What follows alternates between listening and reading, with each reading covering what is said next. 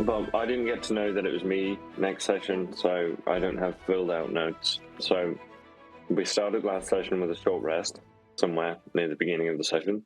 And then we went to the Fallen Star, where we ordered some food. Fiddle goes on stage. And we entered a pie eating competition. JC wins with Gregory's help. We were going somewhere, and then we attacked some poor guy who was a fake king. And then we tied him, we hog-tied him, interrogated him for a while. I don't know, this guy stole some, chalk or something from, a shop. So if he can escape while everyone hunts him while he's dressed as a king, then he escapes with his life on a horse and, I forget. So I'm pretty sure we helped him. We went, okay, off you pop, go be free. In fact, actually, just wait in this room till morning. You'll be fine. The mansion. Wait here until the morning. You'll be fine. Seen a bit. Peace out. That's all she wrote. So yeah, you stayed in the mansion till morning, parted your separate ways with him, and you ran some small errands to pick up some stuff. Mostly Gregory ordered fancy new armour and clothes he had ordered, and back to the Dragon Riders Club. Essentially, on the second day of High Harvesttide Festival, you're sort of waiting for the ball for the evening. So you ended up at the Dragon Riders Club. The ball starts around 6 p.m. So if there's anything anyone wants to do light-hearted activity-wise leading up to the ball, you can. Otherwise, we can fast forward to the ball. So are we in the mansion right now? No, so you're in the Dragon Riders Club. You left the mansion because Fiddle opened it in an alleyway in the middle of Suzail, and then you left in the morning to do your errands and then go back to the Dragon Riders Club to meet back up with Lord Baranados Hawklin, where you picked out your masks. You've got the free reign of the whole club, as long as you're staying there for the festival, so whatever you want. You've got the spas, you've got the rooms upstairs to go nap if you want, or you can just do light-hearted drinking or reading or whatever. In that case, I would like to pull Fiddle aside. Hey, how's it going? There's something I've been meaning to talk to you about ever since we got back from the Border Kingdoms. So if you wouldn't mind following me. Where are we going? Are there any just kind of private rooms around anywhere? Yeah, there's private rooms upstairs that you can just, just walk into, basically. Yes, we essentially go into one of those. And I would like to draw a quick sketch of the Watcher. The Watcher, how you've seen him? Yeah. Okay, I'd say roll me a performance check. It's just to see if you can make it at least in some likeness. Yeah, it's 15. Yeah, so you get a pretty detailed description to the point you can discern what it is. What do you know about this creature? Arcana check or religion check, I suppose? I would say, either Arcana or History, because this is sort of the multiverse, the planes there. 14. It's a bit rubbish. What do I know looking at it? You recognise the creature to be Amnesu. Amnesu. Which are spellcasting creatures that reside in the first layer of Hell, Avernus. They're quite, as devils go, very manipulative, always looking to strike bargains with stray, tortured, easy manipulative souls, especially trying to claim souls from the material plane. That's definitely a cornerstone of what devils do. You don't really know what they do there, though. You don't remember that far into your studies. So what, you're saying that this creature became your god? I tricked you. This is the Watcher. This has always been the Watcher. The Watcher was another name for Hell. A few years ago, most paladins, me included, lost our powers. One day, after burying Elizabeth and swearing vengeance on Moloch, I was approached by the Watcher, also a pseudonym that Helm used. I had just assumed that he had returned. But unknowingly, I gave my soul to this creature.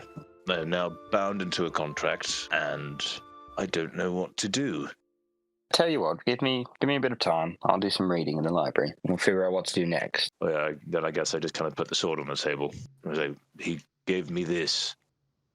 I'm not sure if it was a gift as much. It's a tale as old as time. This is exactly what devils do. Goodness sake, and I sort of slide some things over on the table and pull my book out of my bag and begin casting Identify over the sword. You kind of ritually cast it. After 10 minutes, you feel a searing psychic spike run through your head. You've not experienced this before, Fiddle, and it causes a searing migraine in your head to the point where you have to recoil a couple of inches and bash your temple, as this is a sentient item, definitely a high magic item, but doing so you recognise the presence. No, it can't be. Gregory, did you ever meet Necrost? But for about 2 hours before he got sucked into a portal. Well, this was his sword, or at least a sword that he used. Don't understand. No, me neither. I'd be careful with this sword. Be very, very careful. There's not particularly much I could do about it. I died, and I went to the astral plane, and then I got sucked into what I assume was purgatory, and there was the Watcher. First I thought him just a mere devil, then he revealed himself to me, and gave me this sword. Do you think he'll let you go if you kill Sigismund? I think so. Hunting devils was my job. I've never seen a contract go well. I also never thought that I'd be sucked into one as well.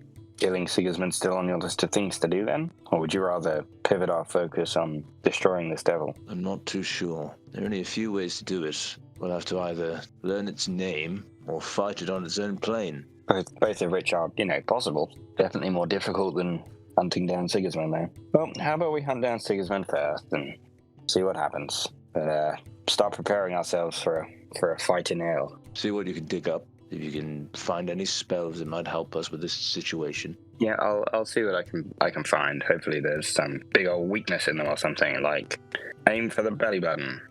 You can't tell anyone about this. Okay. I mean this. Secrecy. Absolute secrecy. Oh yeah, 100%. Won't tell another soul. I will kill you. Yep. I will. Sure you will. Not another soul, I say as I'm slowly leaving the room. So you see Fiddle poop out of the room. And I walk back to the dining room. Is there anything else anyone wants to do? Where are JC and Solo? So Soleil and John Claude are just in the sort of booth room where all the dancers are. I imagine John Claude's just timidly trying to fletch some arrows while Soleil's just staring at him, trying to figure him out. Is the place where those girls were handled by that cunt? Yeah, the masked dancers, yeah. Okay, I'd like to go to this then. Okay, so the reception area we're trapped. So you walk around and you see the same fine mahogany place with Furball. Currently just going through a ledger. I would like to know the outcome of the occurrence. I have not heard anything since. He looks at you, he's like, oh, hello. Yes, the incident that happened yesterday. Yes. Yes, I am looking into this. Again, it probably won't resolve until probably tomorrow when everyone's leaving. Why would you wait? They are not here now, so there is no problem. And they will be here tonight, I assume. Ugh, Volkswagen scuds. It's fucking done in the city. Goes back to the ledger once more. Alright, so no pressing issues. You see out the afternoon, just doing your own little things, whether that's just in a room, enjoying the spa, or just light drink until around about 5 p.m. You see Lord Branados walks into the booth, dressed in his finest attire. When you smell it, it's a bit musky, that's just been covered over with some perfume. Walks over with his cane. He's like, oh, hello, Nine Hills, hey, how's it going? This is, why are you all not dressed yet? We're going to leave in half an hour. What? It's traditional to take the carriage to outside the city, and we do a lap before coming in to make a grand entrance, so to speak. So we leave the city to then come back into the city? Well, yes. This is how it is done. Fine.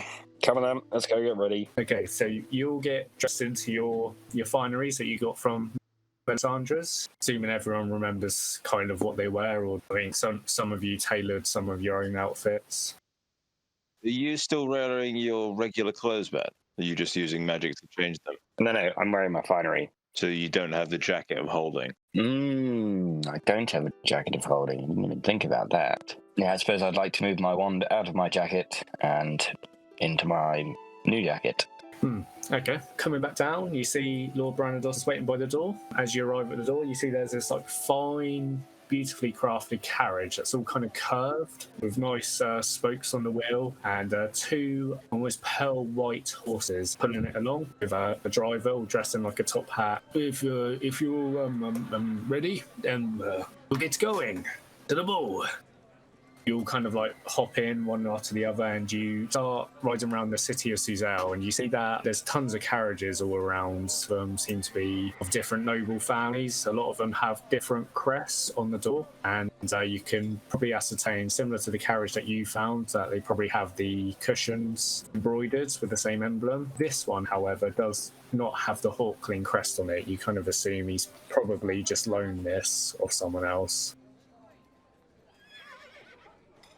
You ride around and end up coming around to Castle Obarskyr, where you've got this stone wall that stretches around this huge plot of land within the city, around to the main gates, where you join a queue of carriages all leading into it. And as in keeping with what you've seen during the High Harvesttide festival, all the purple dragonites are all done in blue now, and you pass what almost you could picture as a small army standing outside. There's lots of blue dragon tail swords, axes, a couple of high knights are all standing guard. It seems very much a secured event, and as you wait 5, 10, 15 minutes and finally arrive at the main gate, you speak to an administrator who comes up to the door and asks for some papers. See Lord Branador starts checking loads of different pockets. He's like, oh, sure, it was here somewhere, I promise you, good sir. He seems really flustered, and then it drops out to like down by the bottom of the seats. He's like, one of you dear fellows, mind bending down and getting that, please.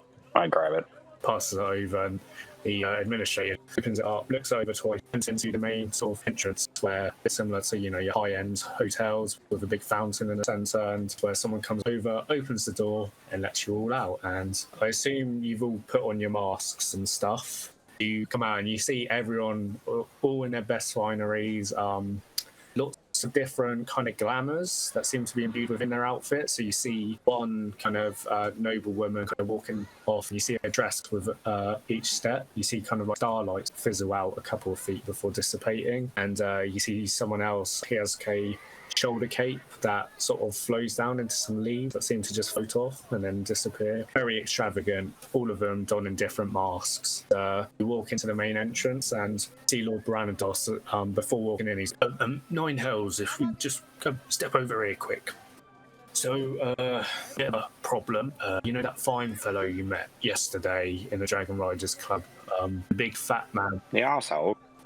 Yeah, well, it was The man with a terrible son who was being really mean to women. That's the one, yes. So I found out that he's bought my debt off the Queen, and he's threatening to take over my dye works now. So my debt, but he's not bought over my assets as of yet, but he could use it to leverage them. Happen to, see him or stuff. If you could smooth over the waters a bit, or find out a way if they need anything. Don't be a weasel. Well, I mean, I'm. How much is your debt? I don't think we've ever actually spoken about this. Yeah, that's the issue. It's about 12,000 gold. What? I think so. Maybe like 12,200 and something. Well, I'm glad you're keeping tabs. Who's counting? You should be. You should be counting. It's your debt. Well, after it gets to about 5,000, you're like, oh. He just sort of looks a bit flustered. What? That's how a 5,000 debt becomes a 12,000 debt. And he's like, no, but this is what happens when you have 5 years of war and no one pays you a penny for all your work. It's just... So do you have debts with the Queen then? Does the Queen owe you money from the war? I mean, yes, but she said she'll pay me back in like war assets once the war's done, and no one knows when it's going to be. So How much does she owe you? Enough to cover the debt? I don't know. You said the Queen sold... You said what?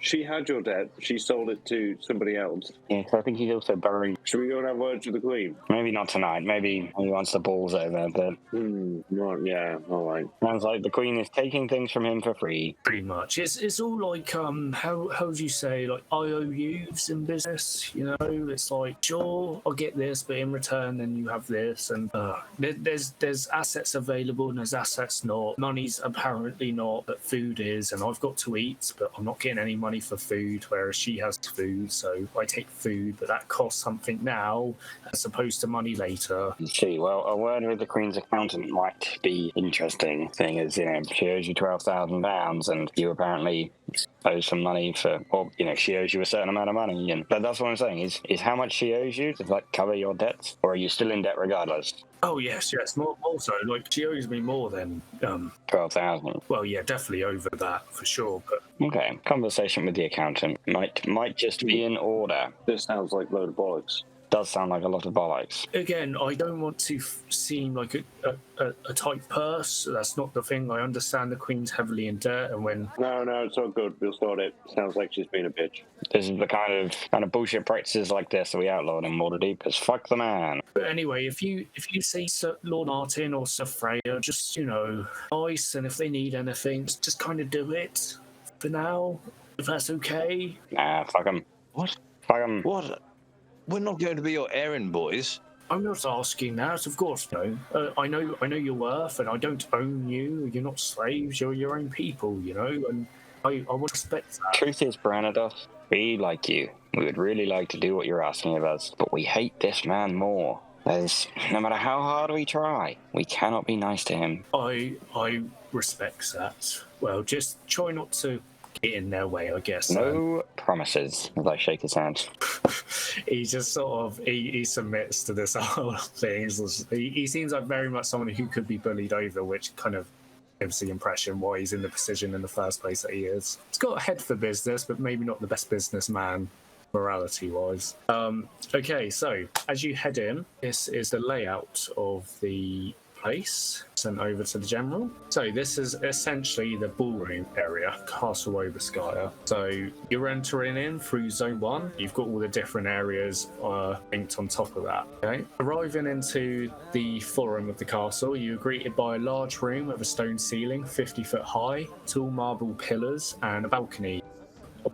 You enter, where there are numerous individuals standing, all of them wearing all their finest garments and different masks of all different types, some humanoid, some resembling animal faces, and others that seem to be just sort of like an object that's kind of plastered on to obscure their face.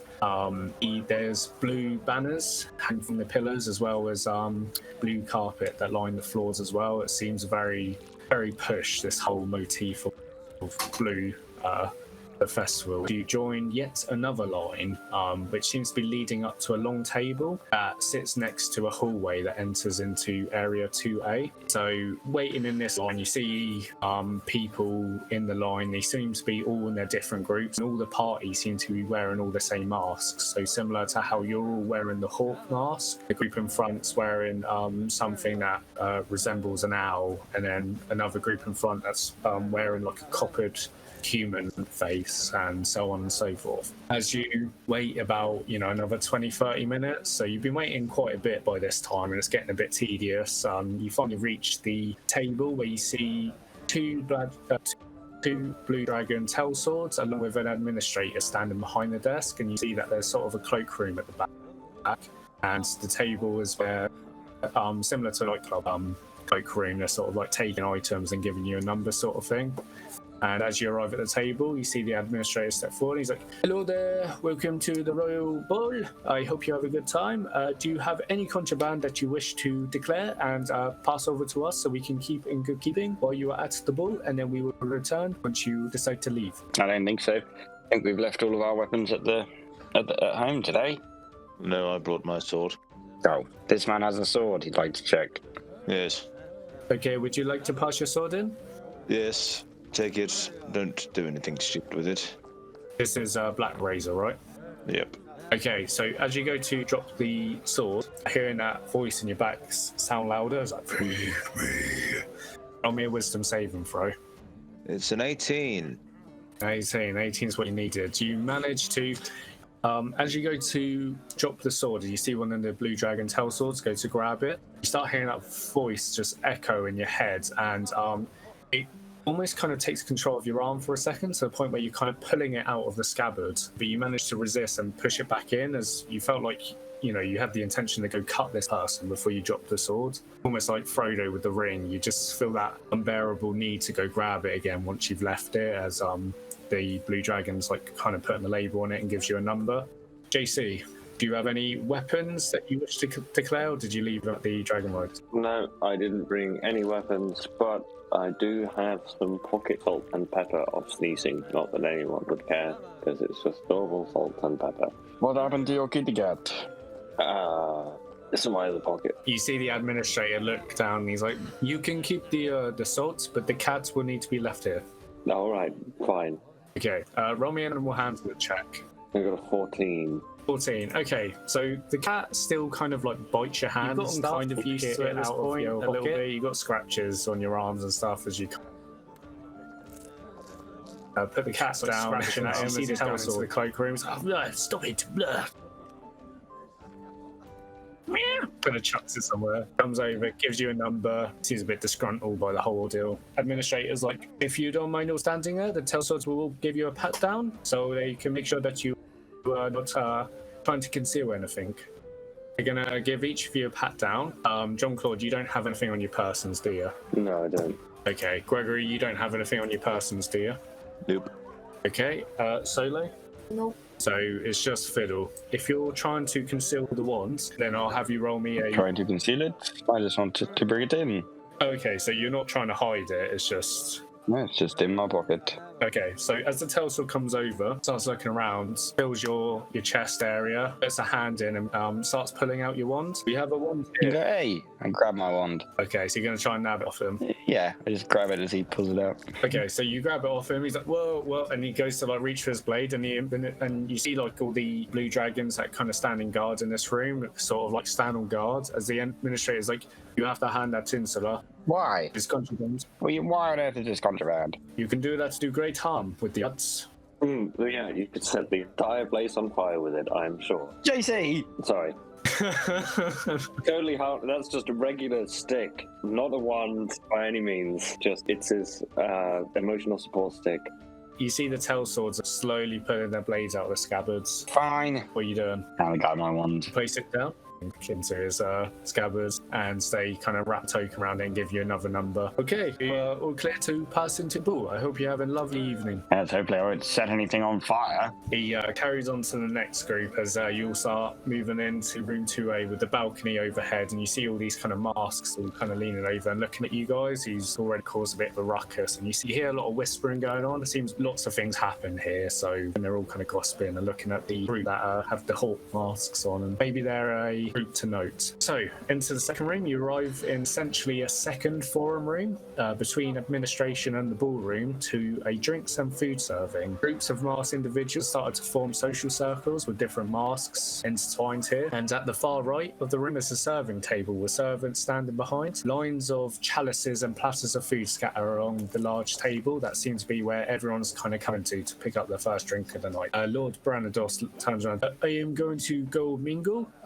Please enjoy the night. I believe Queen Alusair has an announcement for the winner of the arena around about 8 or 9ish, so show you're present for that. Thank you. Okay, he kind of gives you all a bow, a courteous bow, and then goes on into the ballroom. So you're in room 2A. What would you all like to do? Are there people like around? Yeah, there's different groups here, and there's also a table at the far end of this room where people are sort of forming around, where there's just rows of chalices full of wine and platters of food. I'd like to go to a random group of people and just stand there. Okay, so you know, like What when they is she laugh, doing? then you start laughing. Like, yeah, so you walk over and you see there's a group that's formed. It's mostly of an entourage of like people with masks that they were wearing is basically an iron mask that depicts a human face with just like 2 tears that are coming down their eyes. okay. And there's some others that are mixed in with like kind of an animal mask that's shaped more like a lion. I'll do the tears ones. They're all mingled together. This Oh, is one group. It's sort of like the groups that they've come with have started mingling with other groups. Okay, yeah, I'll go stand. As you like walk in, he's like, and I went over to the chicken and I kicked it in the ass and I saved the village. And guess what they gave me in return? They're like, whoa, what? Nothing. Gave me nothing in return. But these swines. Why would you go kick a chicken? Oh, the chicken was a cockatrice. It was a beast that was killing all their animals. How big was the chicken? The cockatrice, it was like a large beast, like as big as a mountain. As big as a chicken? No, bigger, mountain. Inside check. Okay, make an insight check. Okay, that's 16. 16. Okay, so you look at this, the gentleman that's speaking, and it's a man who's in the Iron Mask entourage, and you look at his hands specifically, and he's got very feminine hands with like very little calluses on him. If he has done much adventuring, it's been very little, and you very much doubt that he's some slayer of a large chicken. What is the purpose of the mask of the tis? Like, what is the resemblance? The mask is supposed to represent our sensitive side, and that we are people that listen to the common folk. Okay. So what do you do for said common folk? What do we do? Yes. Listen to them complain mostly, don't we? And Were you raised of nobility? yes, I was. So how would you know what the people want? Because we hear them complain. I can see where this is going, and I'm going to go get a drink. Yeah, I think I am too. Okay, so you walk over to the drinks table, and like I said, you've got all these glasses laid out. Basically, they're just three variety of drinks. You've got the Arhenish wine, the Charsalis wine, or Bramble Rose whiskey. I'll take the Charsalis. Okay, fine red wine served in a tall glass, which is a staple within the castle itself. 2 of those, please. As you say that, you see the servant just kind of look at you, then look down at the table, and then look at you again, like, help yourself. This is great. I pick one up for Phil. Sorry. Well, there you go. Thank you. Just tuts. John Claude, is there anything you're doing, or you just sort of recoiling from the fact that you have to sort of socialise with strangers for an evening? Almost certainly rocking backwards and forth somewhere. Yeah, we'll just sort of hide behind my comrades. I pick JC up a glass of wine. You pick him up a glass of wine, the Arhenish wine, which is the finest wine in Cormyr, and that was handcrafted by a former king of Cormyr. Very nice. I put my one back down and pick up the other one. Okay, so you take a sip out of it and you put it back down and you pick up another one. Okay, so you're just sort of just chatting. What were you trying to ascertain? Small talk. Making small talk. So you just socialise in this group. So I just wanted to know what they actually did, apart from listening to people complain. I would say roll me a persuasion check. Okay. Really? I'm not lying. I'm sat next to you. Okay, so sorry, this is the other thing I should have mentioned as well before going into the ball. So from 6 to 8, you're wearing the mask, and there's like a whole game that everyone plays. If you can keep your mask on for the entire time without someone finding out who you are, you get a reward of 25 gold pieces. Don't I stand out anyway, though? You do. What's my mask look like? It's a hawk. Oh, I guess a whore then. No, it's a hawk. If you can guess who you're speaking to correctly, and they take off their mask, and they forfeit their 25 gold. So you find out you are speaking to a member of the Mortimer family. Who's that? So- Cunt. No, it's a different noble family in Cormyr, and their crest is a black shield with a fort on it, and this is Sir Francis Mortimer, who is the eldest son of Lord Sebastian Mortimer. So he is sort of like groomed to rule one day, but he's very much, just speaking to him, he's very much out of touch. Like even here, like you know more about Cormyr culture than he does, and you've only been in the kingdom a couple of years. Okay, so I know who he is. Yeah. Because of your mask, Sir Francis. And he looks at you, and you can see within the mask his eyes narrow. Oh, you're a keen eye you are. And he takes off his mask and gets spawned. He's like looking you up and down. He's like, I can't say I've ever met a Goliath. I have no clue who you are. You must be part of the Hawkland entourage. I know you're not Lord Brenadus. Oh, I'm a woman. You his wife? Ugh. How dare you? Maybe I'll find out. I'll find out before 8 p.m. And he walks off now. I'm the woman of everyone's dreams. So you've managed to mask someone. Wait. So you're rolling around to about 6:30 now. So this is like a continuous time thing. So every time you do something like activity-wise in this, time will pass. So you rejoin the others and go into 3A, which is the Ballroom of Dance. Self-explanatory, that one. This large open space room serves as the main ballroom to ball, with a sea of masked dancers all performing the same routines to whatever songs the musicians play. Dozens of masked individuals standing on the edge of the dance floor awaiting a partner. You've got entrances off of this room into different sections of the castle. You've got this huge, gigantic chandelier that, as you look at it, it seems to give off a strobe-like effect, but very faint. Soleil would like to go stand off to the side to see if someone will come and pick her. Okay, so you go to join multiple members standing at the side. What are the rest of you doing? Are there any dwarves? Not dwarves, gnomes. Give me a perception check. An 8. Not that you can see. You feel like they'll be quite easy to stand out, but bear in mind you can only see about 2 rows of people before everything just gets lost. Which is a shame. I won't be able to dance with anybody. You just put your hands in your pockets and find a rock to kind of kick. Yeah, get another drink. Alright, so you go get another drink. Gregory, John Claude, what are you doing? Just kind of looking around, I guess. Okay, so looking around and just observing, you arrive at like the end of a song basically, and everyone sort of stops at the end of the song and they all just kind of clap, holding each other for the dance moves, and then another song begins with a different kind of melody to it, with a different pace. And everyone sort of takes up the same dancing routine. It seems like the songs dictate what the dancing is. The similar thing that you notice is that everyone always has a partner. Whether there's dance routines that break up into groups of 4 or 6, everyone's partnered to someone. So you have to have a partner in order to dance. You can't just go up by yourself. Ooh. Could I... Had my wand taken off of me.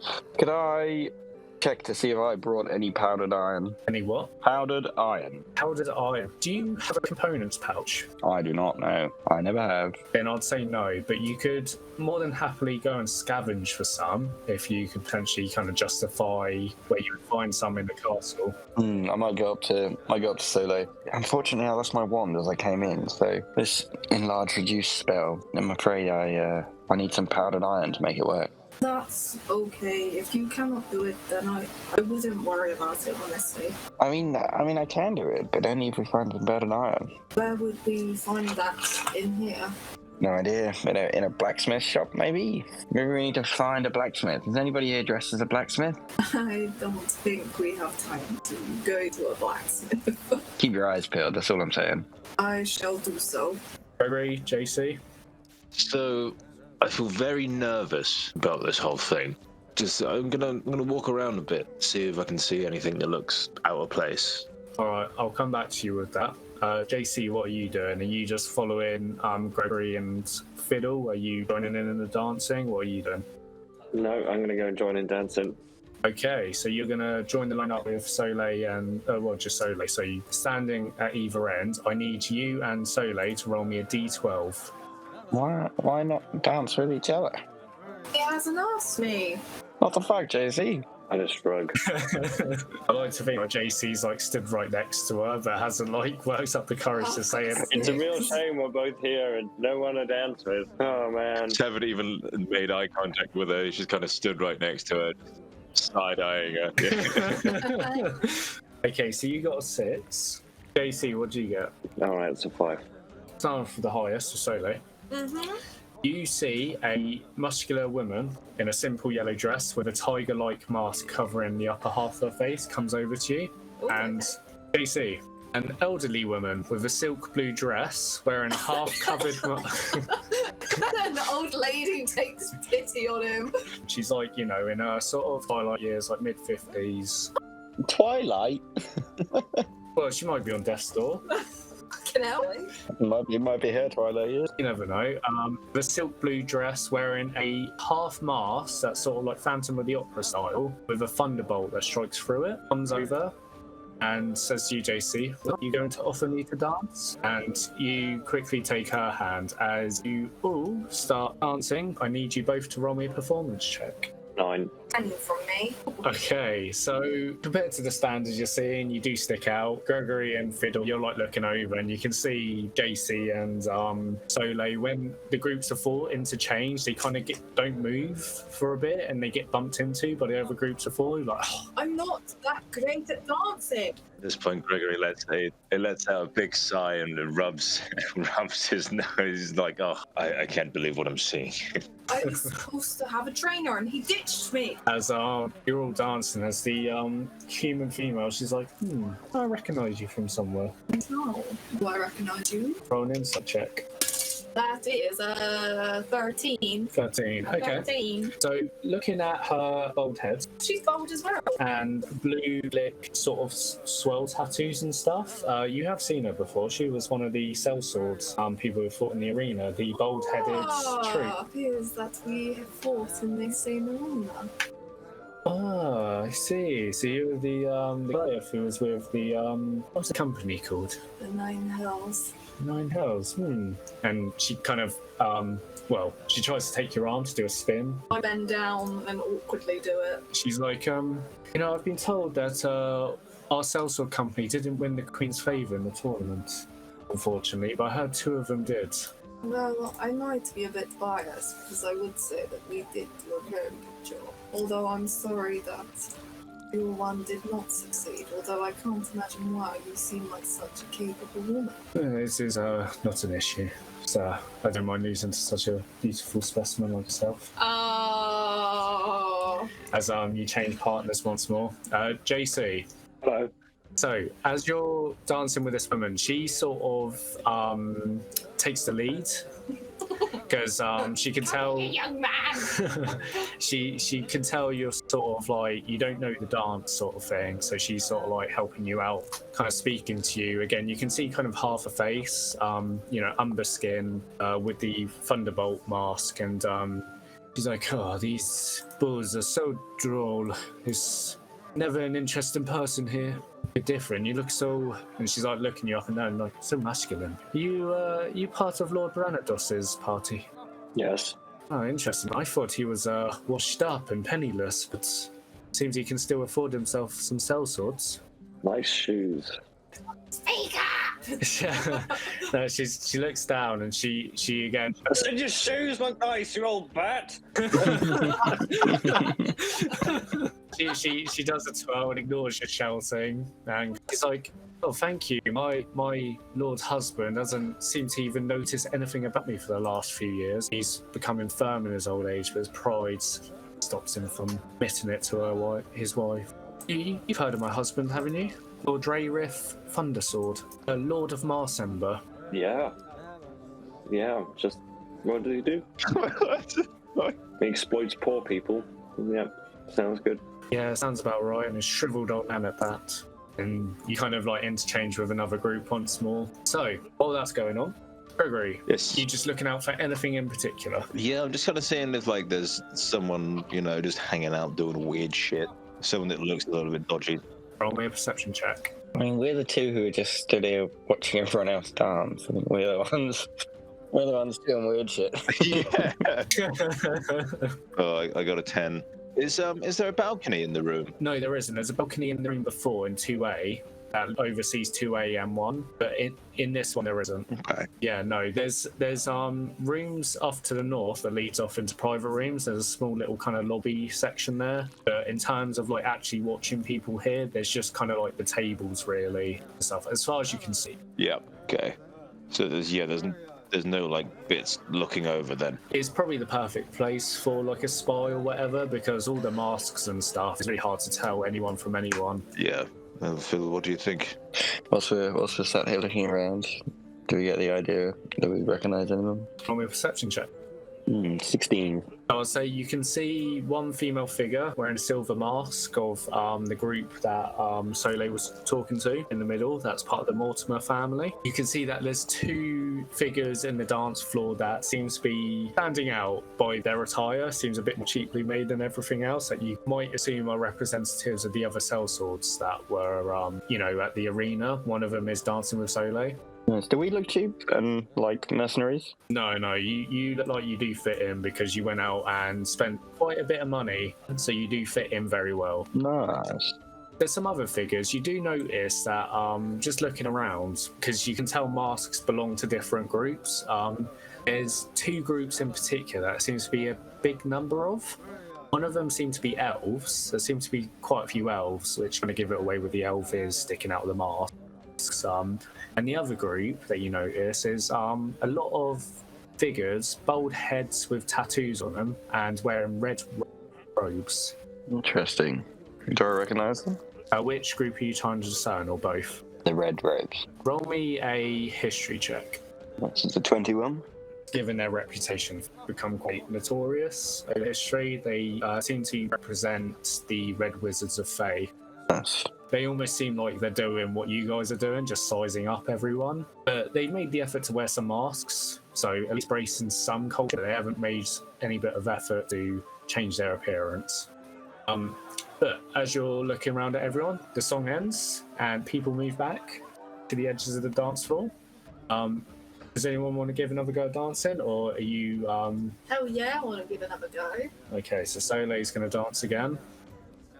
So what do you think, Fiddle? Should we join in? Might be able to learn something. I can't really dance with anyone. I'm so tiny. Hey, I'm like 8 foot tall. Who gives a fuck? Yeah, Greg throw his lot in. Yep, I'm up for another bash. Do it. I'm gonna go back to the bar, have another drink, keep an eye on everybody. Keep an eye on those red wizards. Okay. Do I think they're like bad or good? What are my feelings towards the red wizards? Roll me an insight check. Yeah, not specifically these guys here, just my opinion about them entirely. Okay, well, we'll carry over your 21 then, if it's just your general sort of what you've heard. Yeah, what about the group? Yeah, well, yeah, you know that Saztam is still the leader, still very much from player perspective, still very much everything you've kind of interpreted from the kingdom is still very much like that.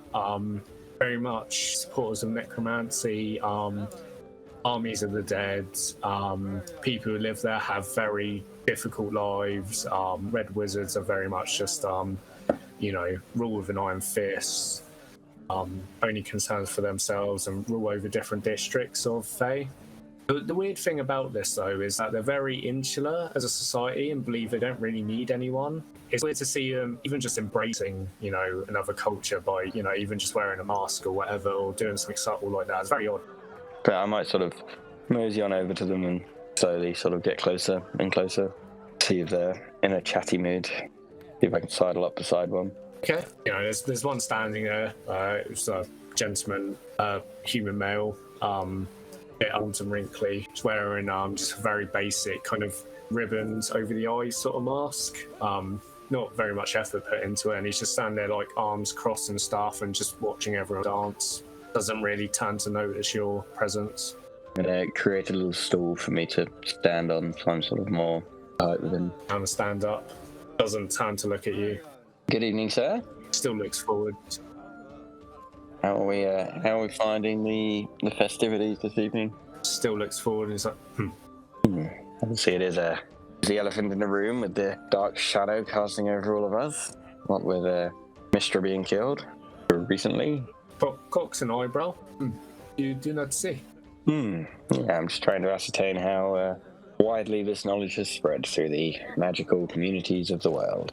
All the talk in Candlekeep, Turns his head to look at you and he's like, and I curious to know how much you know as well. He's just kind of looking at you, deadpan, not blinking. You show me yours, I'll show you mine. Roll persuasion. An 18. They must be on high alert at this point. It's troubling, no? 100%. 100% troubling for anybody who has ever had a dalliance on the weave. And why is this a matter for you? Why did you talk to me? I'm a practitioner of the arcane. Figured might be able to ascertain some more information from you guys. Figure out what the fuck's going on. What on earth is in store for us. So I'm going to say, for this, for sake of expedience sake, roll me just roll me an insight check, because he's not going to give anything away deliberately, but you might be able to read more in between the lines during this conversation. But he's definitely not entertaining conversation, he's trying to ascertain what you're trying to say as well. Yeah, that's a 14. 14. So you ascertain from him talking, he's actually very much here for similar reasons. He's actually here because worried about Mistra and the Weave. You don't get a lot, but you can kind of ascertain because they're a society of magicians, they very much revolve around the Weave, and the whole concept of that being destroyed might destroy their whole sort of system within as well. They're very much here because of that reason as well.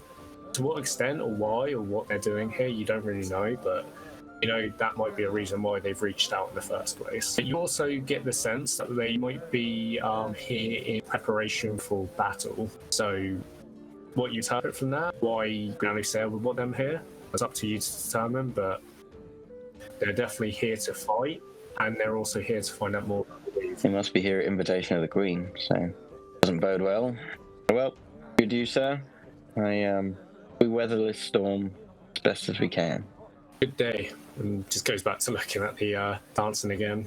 Just hop off my stool, disapparate it, and go back over to where I was. So, everyone else looking to dance, roll me a d12. Okay. A 12. A 7. I got a 7 too. Snap. Okay, so I'd say who's got the higher X to steal the partner out of Still the partner. JC and Gregory, as one partner comes to both of you? It's going to be Jay. I've got a -1. Okay, in that case then Gregory re-roll again, and Solo re-roll. I got 12. Yeah, re-roll. 8. A 10. 10, okay. Hold on to those numbers, by the way, because I might forget. So, JC, you approached who you managed to partner off from Gregory as a green muscular woman wearing a tribal fur dress and a wooden mask. Yes, death by snoo snoo. Who got an 8? Was it Me. you? So you're approached by a muscular male with yellow fineries and a shoulder cape wearing a golden gladiator mask with both the mouth and chin cut out, you know, like a bit like gladiator. Okay. And then How tall is he? he's about 6 foot, 6'1". Gregory, you said you got a 10, right? Yeah. So you're approached by a slender male with elven ears, wearing a wooden lion's mask with green leaves for whiskers on the mask. No, thank you. Okay, so you reject the dance. I just like to say that I'm not homophobic. I just don't like elves. Yeah, I suppose that's the worst of two evils, possibly. I can just imagine you looking into his eyes as he stands there and realizes you're rejecting him. He starts to well up. You're fine. It's like, oh, I'll take the elf's head. If it makes it better for you, I'll take the elf's head. No, you can choose. You can choose anyone else. It's up to you. No, it's fine. It's fine. Yeah, exactly that. It's exactly that. Sorry, what was he wearing? What kind of mask was he wearing? So it's a slender male with elven ears wearing a wooden lion's mask with green leaves for whiskers on the mask. Oh, I see. It's the mask that's really putting me off. Okay, yeah, fine. I'll begrudgingly take his hand if he's got anything to say. Okay. Who's leading who in that? It's going to have to be me, isn't it? Okay, right. Everyone roll me a punch check. A 20. Even when he doesn't want to, Gregory is a fantastic dancer. 8. An 8. Yeah. I'm Claude. 5. Okay, so this one is a bit more of a kind of like a war drum sort of sound as you have you partake in the dance of the purple dragon. People line up into 2 rows either side of the ballroom. A partner standing adjacent to them. They all come together, pivot twice before returning to their sides, rinse and repeat. So sort of stand at their sides, and then at the kind of the high notes of the kind of chorus, you all come together, do some kind of twirls, locking arms, placing each foot on the other before hopping around and then dancing back. Gregory, you do this once and then you pick the dance up perfectly, and for the rest of the dance you're not missing a beat. You're speaking to a sort of it's very much just kind of rasp for an elf. Seems a bit more worldly, saying to you oh, it's so stupid, all these politics and this waiting around. I don't understand why we've got to go through all this. You seem like someone who's not a courtier type. You seem like someone who's a bit more seen the world. Yep. I recognise your voice, don't I? As you kind of part to either side of the room, and then you come back once more, and he's like, "You wouldn't have happened to be at Soul Rock by any chance, would you?" Yes. Who's asking? Sigismund Mollet. Yeah. Surprise. You son of a bitch. Someone who holds Soul Rock very close to my heart. I'm here. As you part once more and then come back again. What do you mean by that? Who are you? He sort of looks around, and then he sort of kind of concedes the whole game thing, as he seems to not really care about it in the first place. He's like, "Name's Sir Faerun of Cedarsbrook. I am a Knight of Nobanian, and, well, I suppose the last surviving member of the Knights." Well, I remember you. Well, not you specifically, your order. What are you doing out here?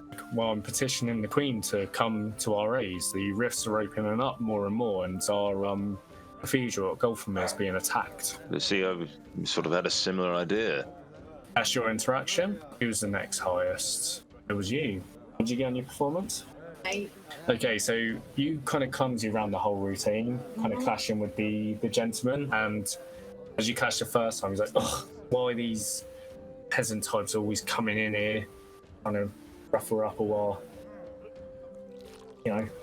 our traditions? They should know it before they even come in." Oh, I get him in a headlock. All right, that's a contested grapple check. It's a 21. Is it? Yeah. Okay, well, he only rolled a 9, so you get him into headlock, and he's like, "Hey, get off now!" And Little weasel. you see the kind of Gregory! Oh no! dancing's all sort of splitting up at this point as his mask kind of falls off in the commotion. Okay, no, at this point I'll back away from Surf. I was like, "Well, come and meet me after the ball. We're staying at the Dragon Riders Club." So I just storm over to her. I go, turning over as well. Actually, I'm trying to squeeze the life out of him. Okay, roll me another contested strength check. He's going to try and push against it. Natural 20, I'm not even lying. Okay, you're choking. As you You start seeing little cunt! the Blue Dragon Knights are all coming over now. You see Little there's axes and tellswords pulling their swords out. See, you ruined my night! Put him down now. Soleil, you're the largest woman in the room. What are you doing? Let him go! Tap him towards him. Okay, so he chucks their Freya out and he's like, seize her, Do kick her not out touch now. me! Do you know how much money I paid for that dress? And they start walking over towards you. They're all looking at you and they're like, is she part of your pot? And they're looking around at your mask and they're like, you better get under control right away. Yes, you're right. Excuse us. Do not cease her. What Shut on up. earth happened? Shut up. Let's all calm down We're here a leaving the second. dance floor. Why? You don't know what happened. Soleil, what happened? Just wanted to be a lady. She attacked a nobleman. Did the nobleman attack her? There's no use in this. Okay, Soleil, come with me. I grab Soleil by the hand and I attempt to drag her away. Oh, he's holding my hand. Okay, you drag her away and you see Sir Freya's protesting to the guards and saying, well, no, she should be kicked out. I This is can't believe I unacceptable got him. behaviour. Oh my god. So while that's all going on, John Cord, Yeah. you got the green muscular woman with the triple fur dress, and as that was all going on and you were dancing, you're both as bad as each other in this dance. You're both sort of stumbling over one another, and Perfect. and yeah, again, tribal stuff, and she's like, hey, you with that is it John Claude, was it? That's the one. Take off your mask. Okay. You take it off. She's like, I recognise you from the arena. I was part of the Arthur company. You spread out to either side of the dance floor once more, then come back in again. The Queen couldn't choose between two social companies, and she's gonna make the leaders duel out in the courtyard later. Oh, I hope I end up with you. To be honest, you look like a easy prey. I'll fuck you up. Roll an intimidation check. Oh, nat 20. All right, you say that, and somewhere you pull out some sort of powering posture out of nowhere. And bear in mind, she's quite large, and she is taller than you, but she does seem a bit something in her eye. Just he's like, maybe there's something more about her. Maybe I'll put someone else as the leader of the group for the fight. As you, before you even finish the dance, you're rudely interrupted by Soleil in her outburst, getting someone into a headlock as you kind of stand to the side of the dance floor. And it's around this time where you see the guards move to the side and start calling out names for people to come through as the commotion all settles down and stuff. And they read out a couple of lords' names, a couple of notables' names, and then read out, and could the Bronzebeards come through, as well as the Nine Hells Company? And as you hear that, you see the half-orc woman next to you, JC. She's like, oh, but God. She kind of realizes it's not her group that got picked. It's yours and this dwarven fellow who walks out from the dancing as well, who you had a brief exchange with. Also can't. I think I prestidigitation on Soleil just to sort of clean her back up after a fight. Give her a glass of wine. Yeah, come on, don't let this ruin your evening. Look, we're being called through. I think we might have won. Okay, lead the way. Okay, so you walk through, and you see Sir Freya eyeball Soleil the entire way as you walk into 3B. Fucking iron and back. And we all just stick our middle fingers up at him.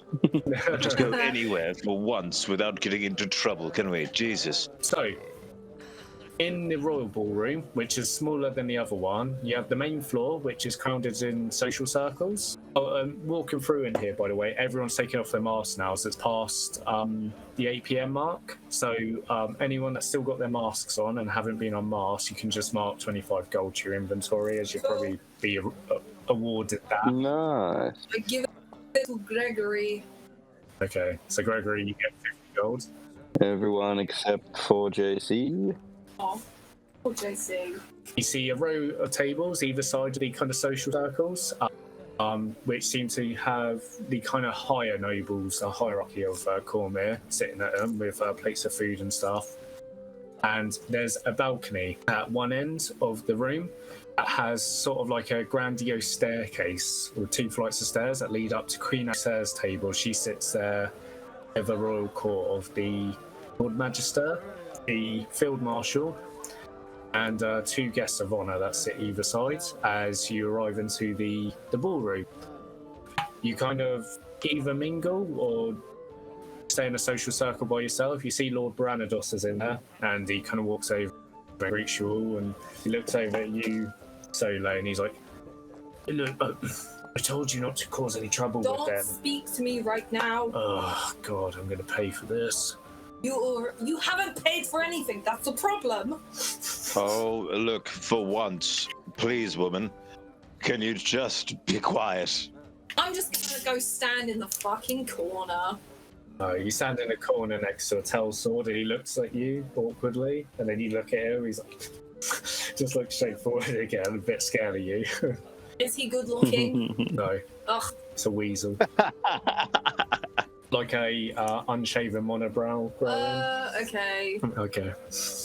You're kind of waiting in here for like the better course of an hour. It's a really tedious affair, this. You feel like the ball's sort of also being doubled up as an opportunity to kind of arrange sort of core politics at the same time. So you're hearing renewal of alliances from the local lords of Cormyr, and alliances from elsewhere. There's no general pleas that you heard when you're in the royal court in terms of, local peasantry sort of coming in asking for help with this or that. It's more just sort of high-end politics that you're hearing.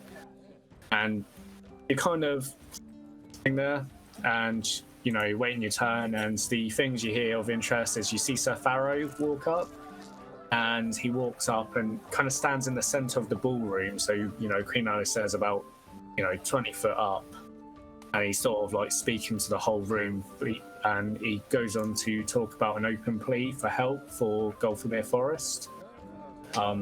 Talking about a threat with something to do with some rifts coming from Salt Rock and how they're sort of destroying the Gulthmere region.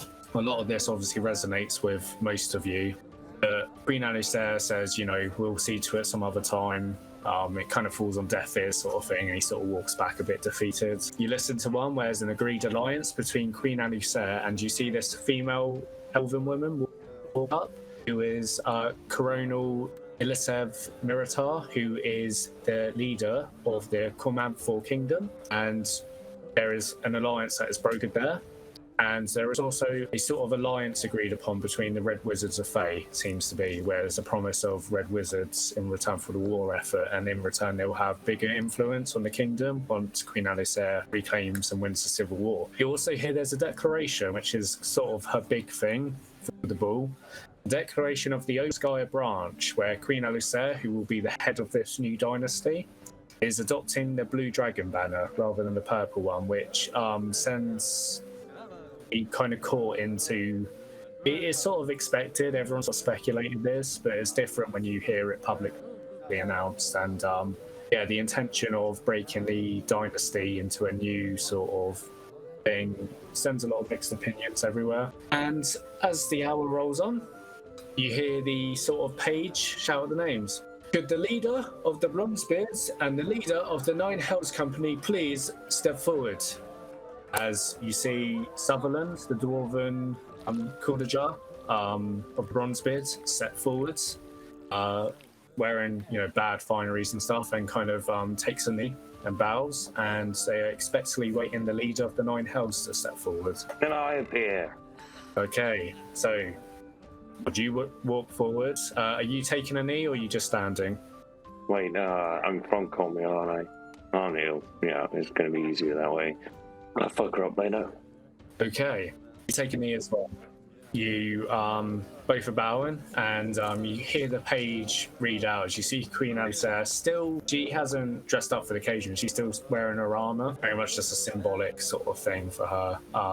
The page reads out, Queen Alusair was impressed with both of your sellsword companies during the arena. So much so, she was having trouble deciding who would be the new lord or lady of Weylun. With this being said, we thought another duel should commence. To settle this dispute once and for all, we propose that the leader of the Nine Hells and the leader of the Bronzebeards go out to the dueling arena in the garden, where they will fight till first blood. It's the title and the honor of riding in the vanguard in a great battle for Weylun.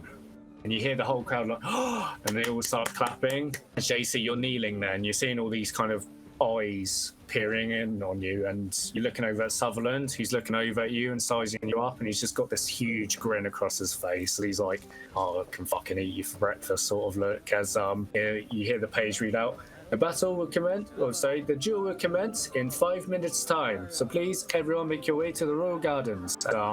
You see everyone sort of like finishing up their drinks or their food before they're all heading out through.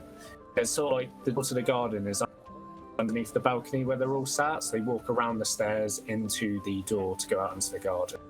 As we go past, are there some waiters? Yeah. There's servants walking around with platters of food and drink.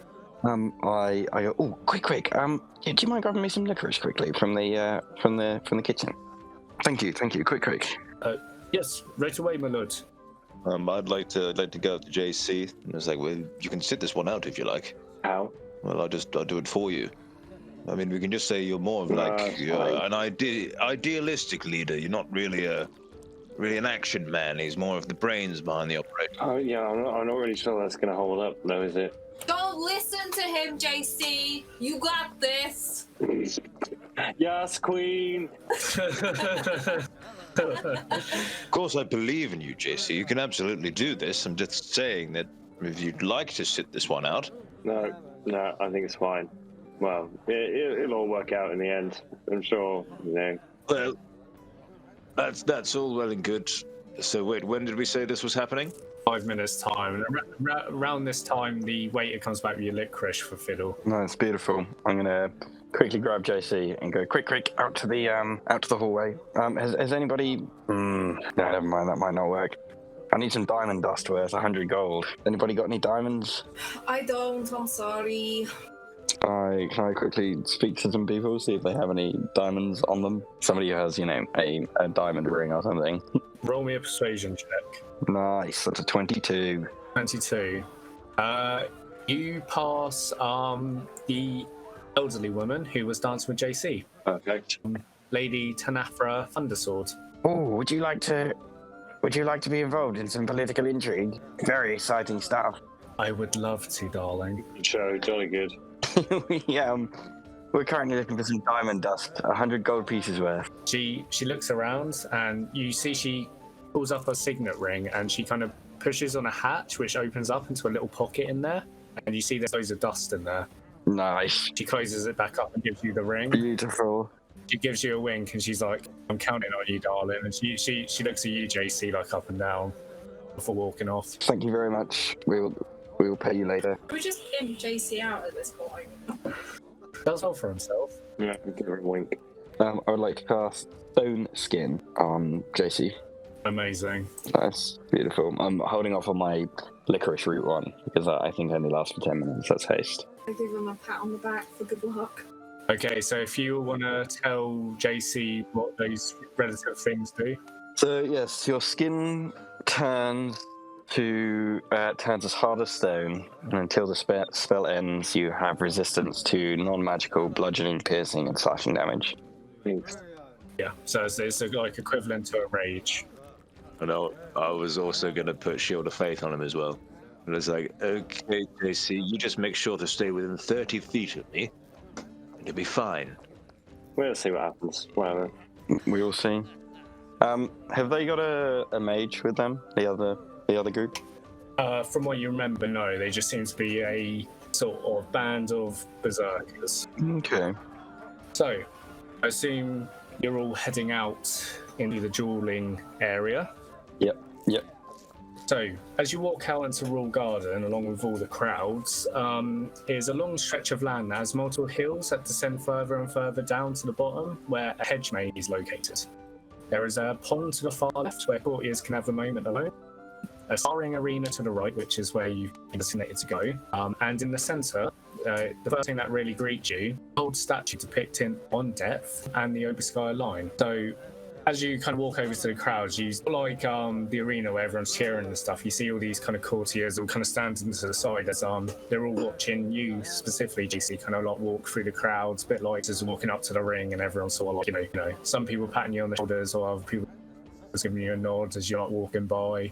And you walk over and you can see the Bronzebeard's sellsword company is already there with Sutherland in the sort of sparring arena. You see it's like a kind of a long stretch rather than a square.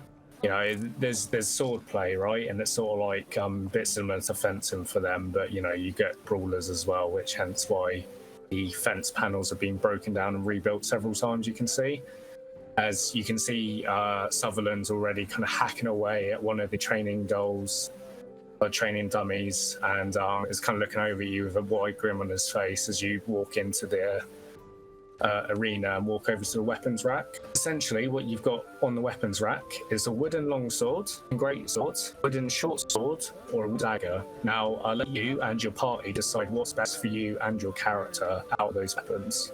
Yeah, I was thinking short sword. Yeah. Nice. Yeah, 100%. I think the short sword, except for maybe the dagger, and you could throw it. So the idea would be the first person to deal 20 damage or over kind of wins the bout, and that's when blood is drawn, essentially. 20 damage. Okay. Yeah, maybe the dagger's not the best idea. Okay, so you pull the short sword off your rack. As you do, you hear like a shout come over from over your shoulder. JC is like, "Come on then, Pop. You ready or what?" Yeah, I'm ready. The duel starts commencing. As you're standing either side, you're about 15 feet away from each other. You just roll me initiative. 12. Okay. I'm not going to cast haste on him because both of them are concentration. But I would like to cast Dispel Magic on the other guy. Okay, so you cast a spell magic and nothing seems to happen. What's your initiative, JC? 12. 12. Okay, so Sutherland's going to go first. Got humongous roar, and tenses all his muscles in his neck as he goes into a rage, runs up, and he's going to slash at you twice. Plus one is going to be a 20 to hit.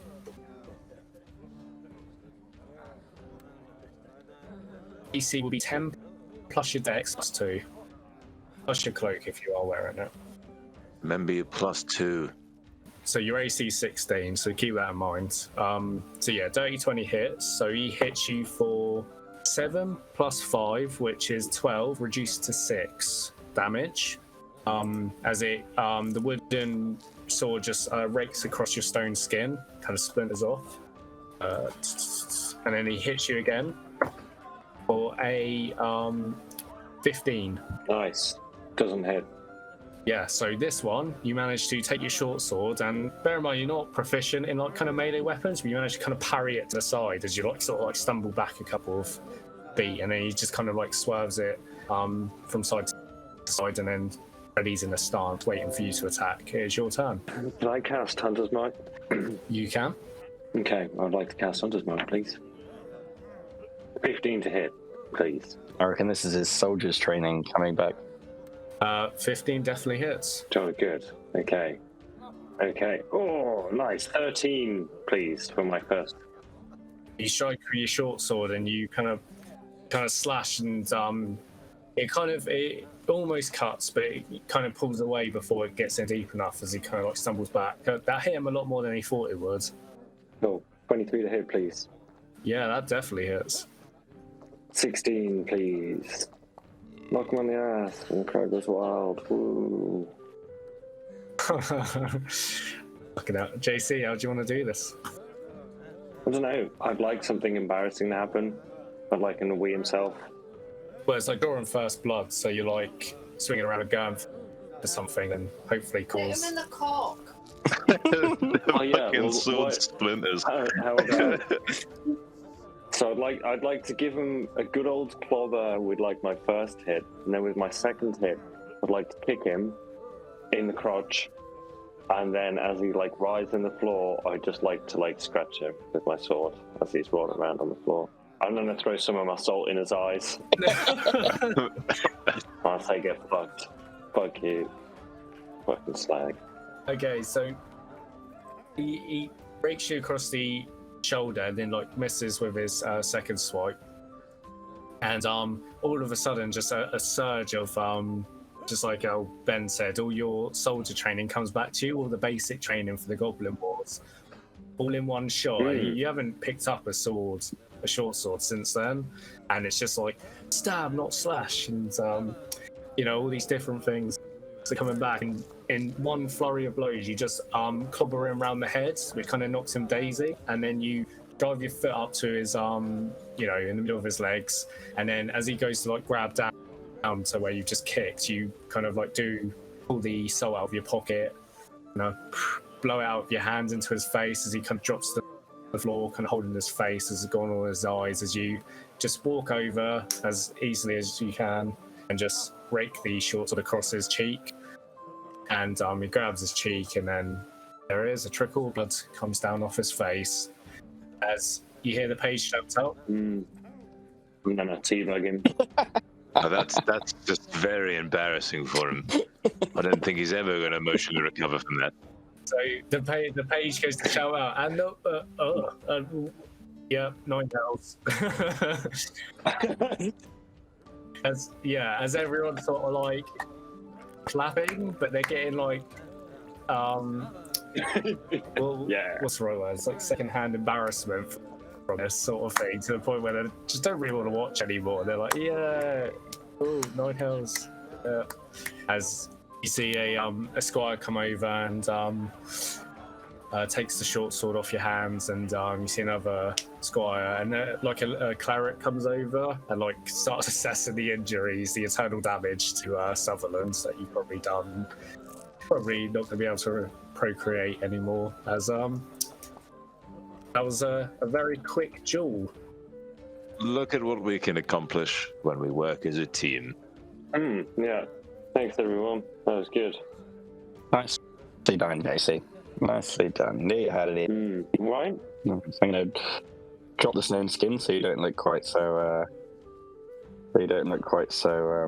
horrific. Okay, so JC, you see all this kind of rubble and soup just kind of drop off and start falling onto your clothes and stuff as it kind of crumbles off your, like a dried up mud that just kind of crumbles off. It all kind of crumbles off everywhere, just literally everywhere. Perfect. Just a mass of like stone down by your feet now. Teamwork makes the dream work. Does indeed. Standard operating procedure. So, as you're all sort of loitering about, you notice a lot of the sort of courtiers, and as it rolls around to about 10 p.m, everyone sort of come out into the gardens. As I mentioned, it's like rolling hills, and like from the top where the dueling arena is, you take a minute to take in the surroundings, and you can see past the garden, past the statue, past the pond, past the maze. You can see over the walls of Castle Obarskyr until the full cityscape of Suzail. You can see it right down to the harbours and the waters, and you can see the Dragomir behind it, and even beyond that. The only one that really recognises it is JC, but the rest of you probably have, come across it or have heard of it. It's the Sea of Fallen Stars. You can even see just over there, and really tranquil. Like, despite everything you've been through and all the hardships you have to do in your day-to-day, it's a really tranquil place. And for a moment, even those of you begrudge all the high society and the nobles, you can see why it's such an appealing lifestyle. It's have a home like this in a nice location. It must be nice to get a break every now and then. And being pampered. yeah, well, especially for solo. I raise a glass and you know what? This might finally be where our luck turns. To the 9 hells and to JC. I see. Congratulations. Good job, everyone. Fiddle, I'm going to say roll me a Constitution saving throw. This is probably your 4th or 5th glass of the night, so it's starting to hit you now, and you're only a small. Nice, that's a 4. Okay, I'm going to say, just for sake of story beats here, you take a level of exhaustion just because you're starting to feel a bit tipsy. Nice. So Yeah, that's all good. it'll go by a long rest, but you're definitely starting to feel a bit wavy. Nice. And as you all chink your glasses to a toast, you start hearing as you start seeing fireworks get shot off down at the docks. That kind of man. night sky. Fireworks, good. Yeah. Oh, fuck's sake. We all half put ourselves. Yeah, shell shock. What the hell? Jesus Christ. Fuck. As everyone sort of aghast and sort of clapping at the shows that are going on, and you can see the fireworks being manipulated into shapes, on mostly motifs of dragons, but you got other stuff going on in there. They're all just you have the smaller ones, and then another one gets set off in the same detonation space to a bigger one and a bigger one of different colours. Or just wincing every time they go off. And you're all just kind of watching there, and you're seeing the whole garden get lit up by the light of the fireworks. And again, it's just really setting in that kind of high society, the good bits of it and stuff, and all as all these go on. And as you kind of reflect on all of it, you look around, and for the highest passive perception, I'd say JC, you're the one that's most aware of your surroundings at all times. Look around, you see Sir Faerun there, and he seems to have kind of a somber look to him. It's a bittersweet moment for him. He's enjoying himself, feels guilty for it. You got other nobles there who just really are just so preoccupied in that world that they're not, they're just enjoying the revelry and stuff. And it's definitely for someone solo who loves to study people and all that. This is the perfect place for you. This is really a feast of knowledge sort of thing. You're learning a lot. And Fiddle, this is sort of your times of staying in castles and stuff for a couple of nights, just getting that taste of the high society. And this is stuff you're not used to, you've tasted before, and it is a nice feeling. And a life once had, maybe, with the Inquisitors, and a bit more of just enjoying with companionship, I guess. First time having that, and sort of being close to people. Maybe not as close as you ever would be again, but being close to people and stuff. As you will hear one almighty sweep through the sky and kind of demolish all the fireworks in one white blinding light, as everyone but Soleil has seen once before. It's the ringing of the bell of the Shining Citadel that washes across the entire cityscape. No, not the gong. And you see in trail with the white ring that travels across the sky past Cormyr and into the horizon the other way. These cracks across the sky and kind of crisscross across each other and kind of openings into this strange looking mirrored tear into the sky create almost a northern light texture, but damaged, rippled and broken, that streak across almost like the veins on an eyeball that break across the sky as you hear the shockwave sound through once more, and everyone around you starts screaming. What is going on? And in terror. And Fiddle, you go into a perpetual state of intense wailing pain. I need you to make me a wisdom saving throw. Oh, sorry, intelligence saving throw. That's a 28. Okay, so good thing is you don't die. Oh. Wow. I didn't realise that was an option. He's waiting for a thank you. Thank you, God. You are so benevolent. Go for yourself. I need you to roll me a D100. 72. I am convinced that powerful enemies are hunting me, and their agents are everywhere I go. I am sure they're watching me all the time. You gain the permanent madness trait Paranoid. Lovely. I also want you to roll me a D6. That's 5. Okay, so I want you to mark one of your 5th level spell slots off.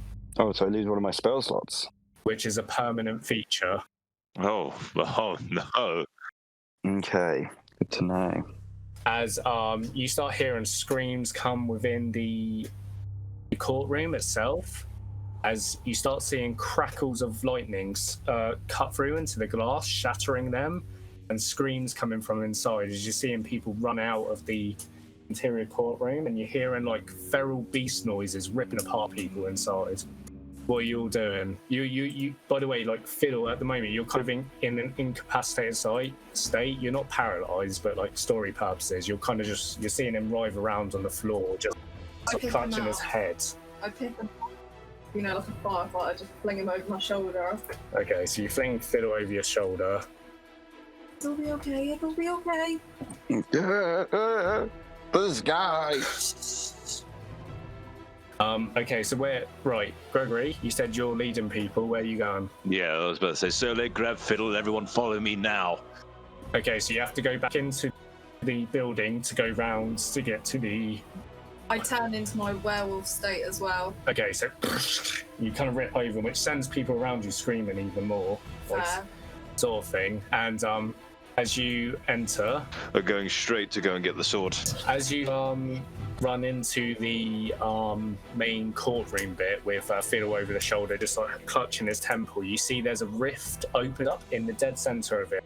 It's kind of broke open the ceiling and a bit of the floor, and there are 2 creatures that have emerged from it that are sort of cutting through people left and right.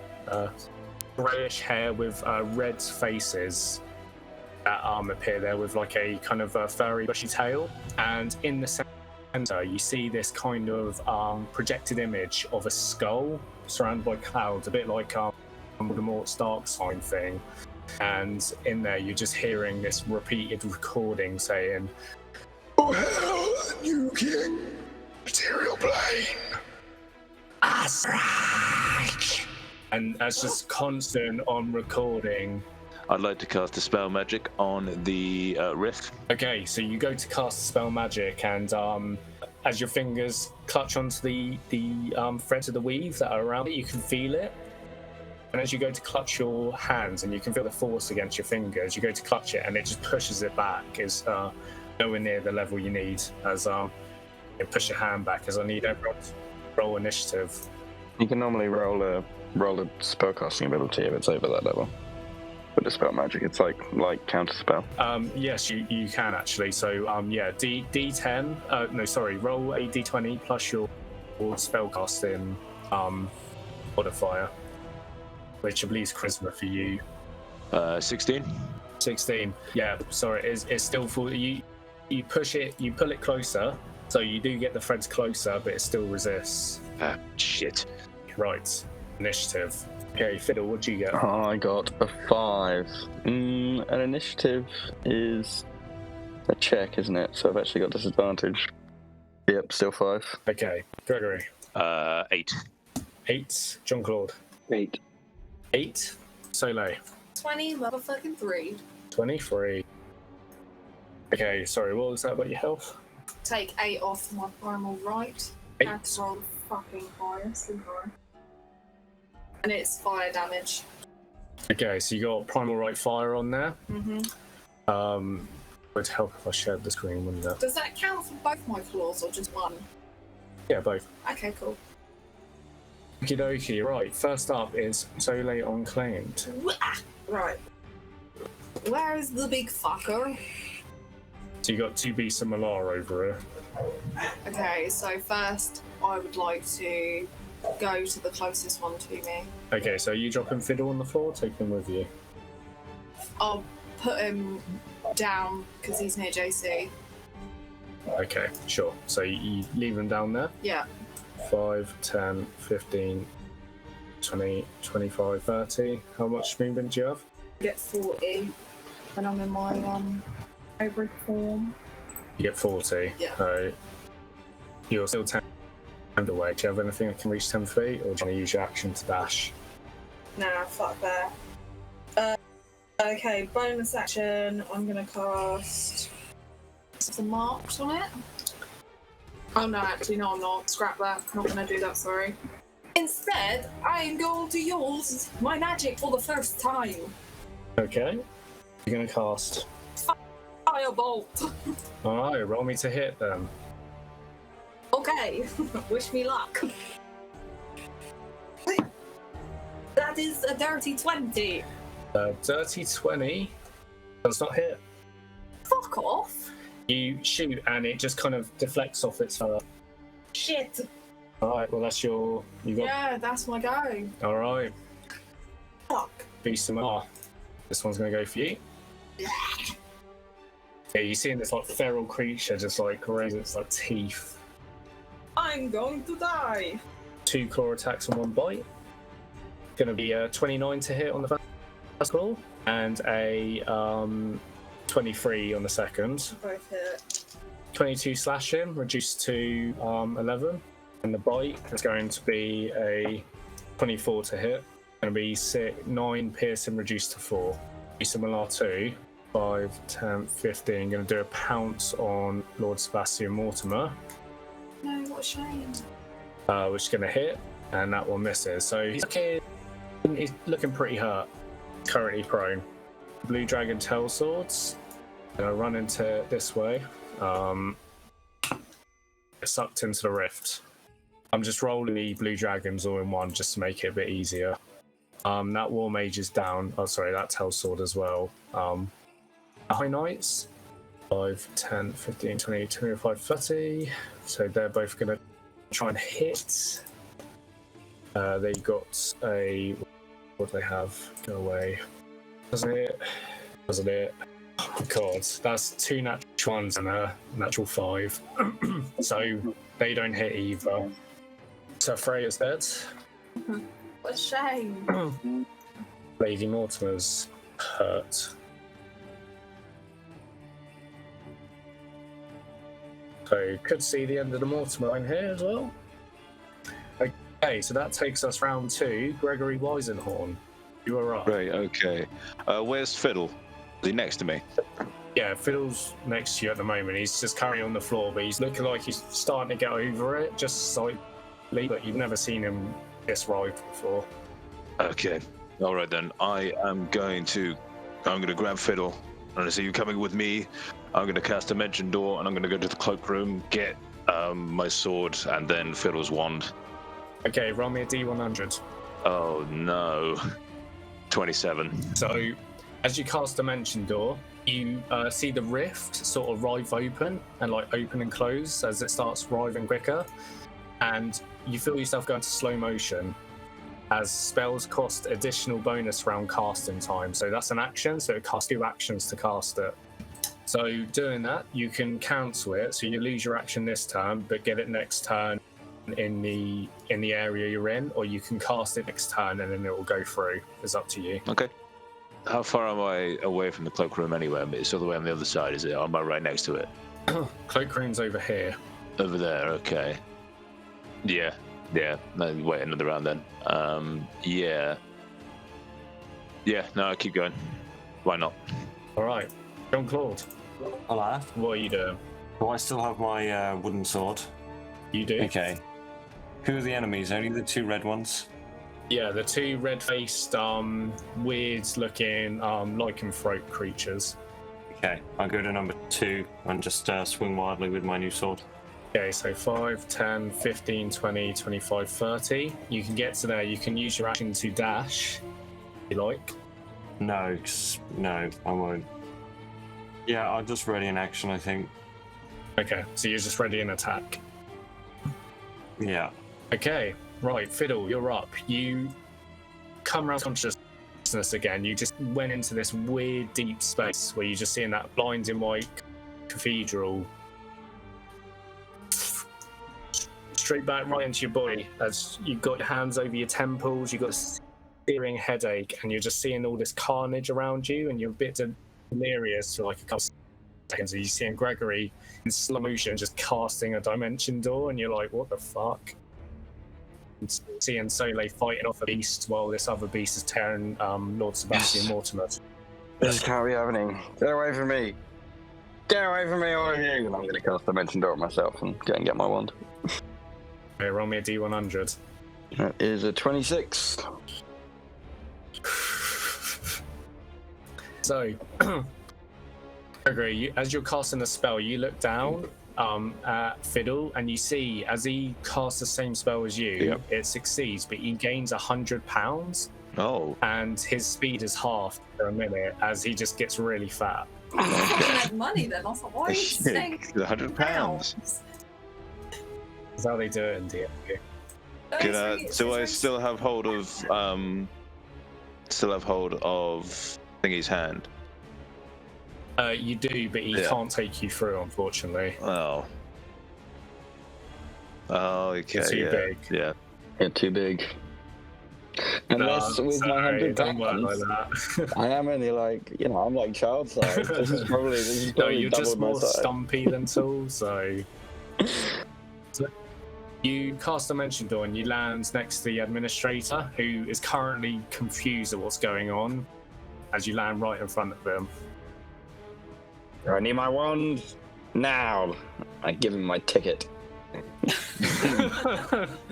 Oh, actually, quick question. Dimension Door, do you need any components for that? No, it's just verbal. I double checked.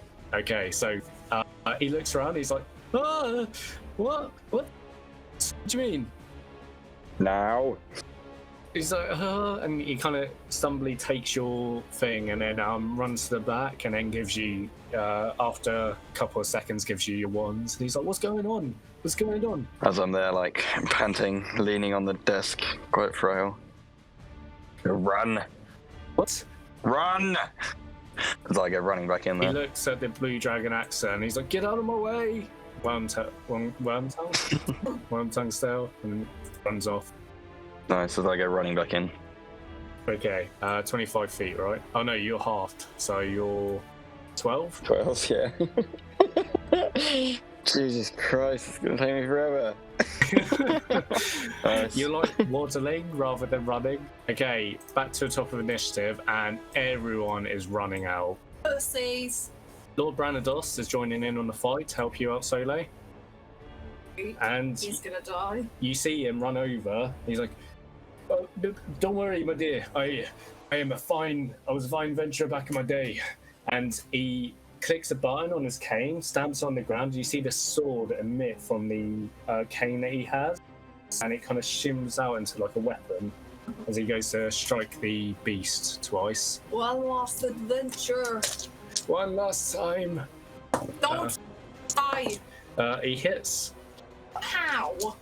How can that old cunt hit my card? Well, he's got advantage, and he rolled an 18.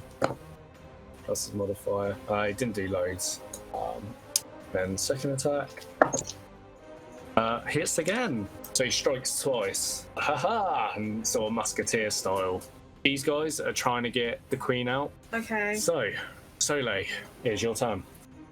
I'm gonna try and hit it with my claws. Alright, roll me to hit. You have advantage because it's flanked 4 ways. Oh, because I missed on the first one. Okay, 22. 22 just hits. Fuck for that. So that is 7 on the claw damage, and it's magical. Oh, it's magical. Because of my pride, and they're magical anyway. Amazing. And then my fire damage is 3. So 10 points total? Yeah, nice. So you cut your claws into it and it doesn't seem to have resistance to your claws. Cool. That's the end of my go. Do you have a second attack? Oh yeah, I counted the thing. Sorry, thank you. Okay, so 17 plus 7, 24. Yeah, that hits. Fantastic. You got advantage, so you roll again in case of natural 20. 2. Okay. It's worth a shot. So 9 plus 14. Okay. Now that's the end of my go, thank you. Okay, so you strike twice into its torso and it lets out a humongous roar as you can cut into its torso and blood comes gushing out. Snarls back at you. Okay, at the start of this turn, you see it bulk up and the wounds close up ever so slightly as it regains hit points. Fantastic. And it's going to take 3 attacks, 3 around there. Okay, when he attacked me, I'm going to use my reaction to curse him. Blood curse. Oh, sorry. Blood curse of the eyeless. If he's not immune to blindness, he has disadvantage on the attack roll. Okay. So he's going to attack twice at you, both disadvantage. Is that just the next attack or attacks? You can do on the attack roll. Following the trigger attack, the affected enemy has disadvantage on the next attack roll. Next attack roll. Okay, so the first attack against you with disadvantage, which is going to be a 14 plus 14, 28 to hit. Plus 14. And 25 to hit. Yeah, both of them hit. Okay. Fuck. Eat in the bumhole. Right. That's going to be 20 points of slashing, reduced to 10. And then he's going to turn around and bite Lord Branados, which is going to hit. Then I get Lycan regeneration, so I regain 4 hit points Okay. at the start. Lord Branados looks a bit hurt. Run, old man!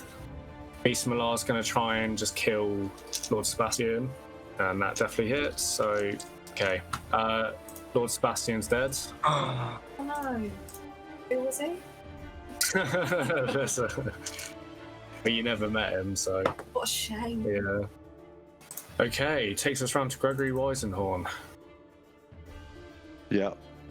I'm gonna shout. You're like, I'm going back to the Dragon Riders Club. I'm gonna get all our weapons. Get out of the building. Okay, so you shout that as you teleport back to the administration office. As you teleport down, and you see the administrator's gone, and you see Fiddle's trying to waddle back to the to the fray. What are you doing? No, he's run off. Right. Okay. Is the clerk still in it? No, he's run off. Okay. All right. Yeah. I grab my sword. Well, I look for my sword. All right, roll me an investigation check. Oh, just let me get my sword on you, please. 16. Okay, I'll say it takes you a while, but you managed to find it in the end. But like you've used up all your movement to kind of like look around everywhere and stuff. So you've got your swords, and you're like, okay, good. And you just hear as soon as you touch it, you feel a relief kind of carry off of you, and you just hear that voice again. Feed me. Oh, shut up. Is it your turn, Gregory? Yeah. I mean, I'm not going to cast Find Steed in the middle of the room, so. I just call out to JC. I can't believe they've left us. Where did everybody go? JC, it's your turn. Let's fuck them up. I love that. I thought you were going to be like, right, well, I'm going. That's quite cool. Okay, so you get 2 attacks with advantage. Well, I'm going to attack Can't read it. It's definitely number 2 with my sword. Can I also cast Hunter's Mark? You can. Okay. First attack is 23 to hit. 23 just hits. Just hits. It's ridiculous. 10 damage. Okay, so as you strike with your wooden sword and it kind of like splinters across the beast's creature, you find it doesn't do as much damage as it. It's always you. Doesn't do as much damage as you think it would, as it's a non-magical weapon. What are you doing, JC? Yeah, well, I would run away for my second attack, but I assume that's not an option, so let's go. Yeah, it'll get an attack opportunity if you could. 17 to hit. 17 misses, unfortunately. This one swings wide. This is quite a nimble creature, quite low down. How do you want to do it, JC? Oh, well, I just slit his throat. I saved the day. Alright, okay, yeah, my go's over. Alright, Fiddle. How far am I away from that rift? One straight ahead of you. Yeah. 110 feet away. 110 feet. Nice. So yeah, I'm stood there. Gregory pops in next to me. I go, "Ugh, There he is. you again!" And start running away from him. Okay. 5, 10, 12. Nice. And I'm going to cast Dispel Magic Very slowly. on the rift all the way over there. At Okay, so you're doing it 5th level. Why not? 5th level, please. 5th level. Okay, same thing. You feel the threads, but it's still enough. I knew that. I knew that even like 6th level wasn't going to be enough. So why did I do that? That's so annoying. All right, can I roll my thing? You can. Here we go. Nice, for fuck's sake. That's a 2 plus 6 is 8. Rubbish. It just stings your fingers as you try to even grasp for the threads. Right now, yeah, that is my action. Fuck. Anything with your bonus? Nope, nothing with my bonus. End of my game. Alright.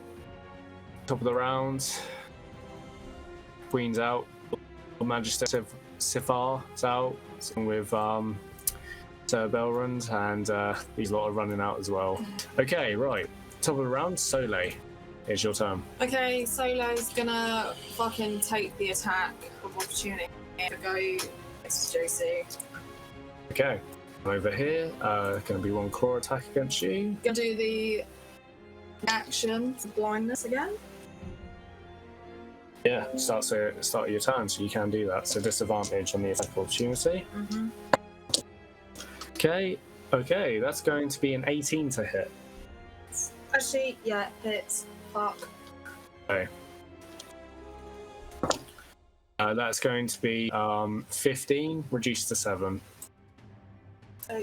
So it claws up your back and you let out like a huge growl. Okay, so I'm going to take GC's wooden sword, and then I'm going to do a primal rite on it to make it magical. Okay, so it doesn't make it magical, it just have a magical effect on it. Yeah, so it deals damage. Yeah, So bear in mind it's woods though. Okay. So if it's like fire or something, I'm it's not gonna... going to do fire. Okay. I'm going to do Light of the Storm. Okay. Okay, so you get an extra D8 to your attack. It's magic. What damage type? Is that to hit? No, so that'll be on your No, damage. to damage, okay. You'll actually, and it's storm. Oh, lightning. Just a storm. So you see your wooden sword starts crackling with lightning as it has a lightning effect and sparks chiming off the end. How much damage do you take from the right? 4. 4. Okay. But my thingy's gone up to 61 because of my lichen regeneration. Okay. And that count as my action? Well, we'll say to do your primal right. Is a bonus action. So it's your bonus action. Okay, I'm gonna try the file again on the other cunt that I've just run away from. Okay. Wish me luck, guys! Natural 20! Is it? Yeah, I'm not even joking. That hits. Fucking get in there, you cunt! Alright. So roll your dice and then double it. Really turn. Is it? It is. It's fiddle sort of magic right there. This is for Fiddle. He glances up at the sky. Kiss and waves it all away. Okay, so it's only 18 points of damage. Still good. So you shoot the fire and it just explodes across his chest and he's singeing hair marks and where it impacted. All burnt and singed. Okay, that's the end of my go. Alright. Beast and Malarwan's turn. He's gonna turn around to go for Lord Branadorf's. Hits. Hits. You probably want to die this way. Hits. 12.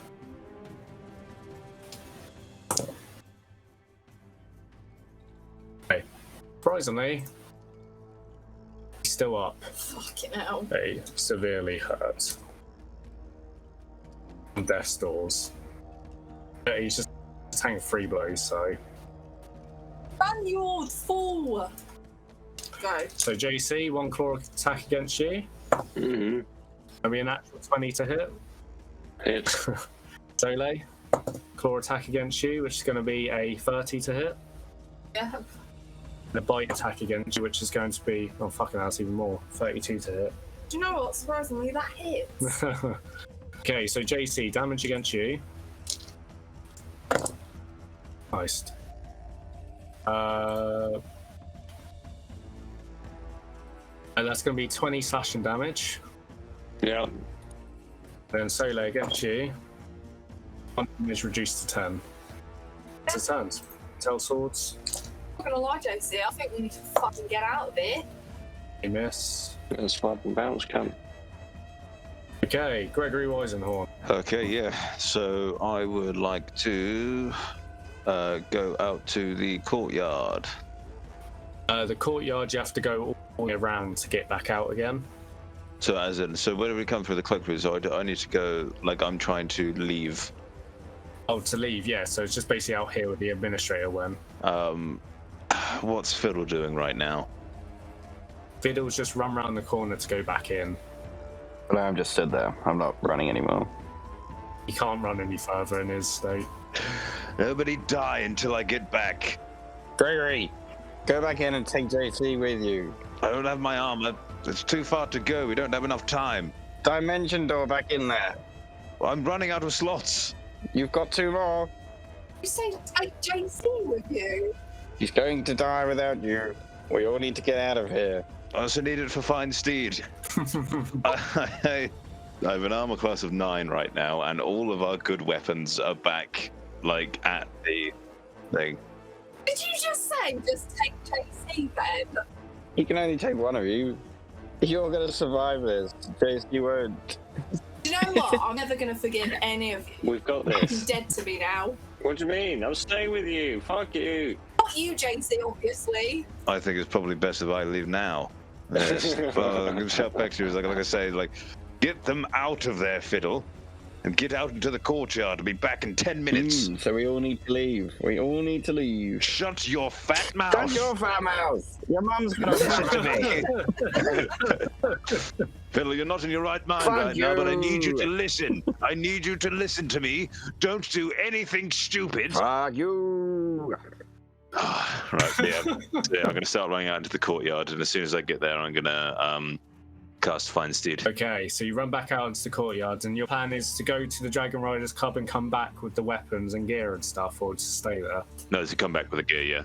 Come back. Or I'd say it'd be a 1d6 rounds, to be honest, because it's still, even with that, you got to get off, go in there, get your stuff, get back on, come back in. It's going to take a bit more than 30 seconds. Also, are these Blue Dragon Knights here hanging around? Okay, as I walk past, I say, you need to get everyone out of there right now. They're all sort of a bit shell-shocked. So they are all sort of running, but we haven't got to that area yet. But Yeah, they are. so also I've got the aura of so if they're frightened and they're technically friendly, just me walking past them, this shit should sort them out.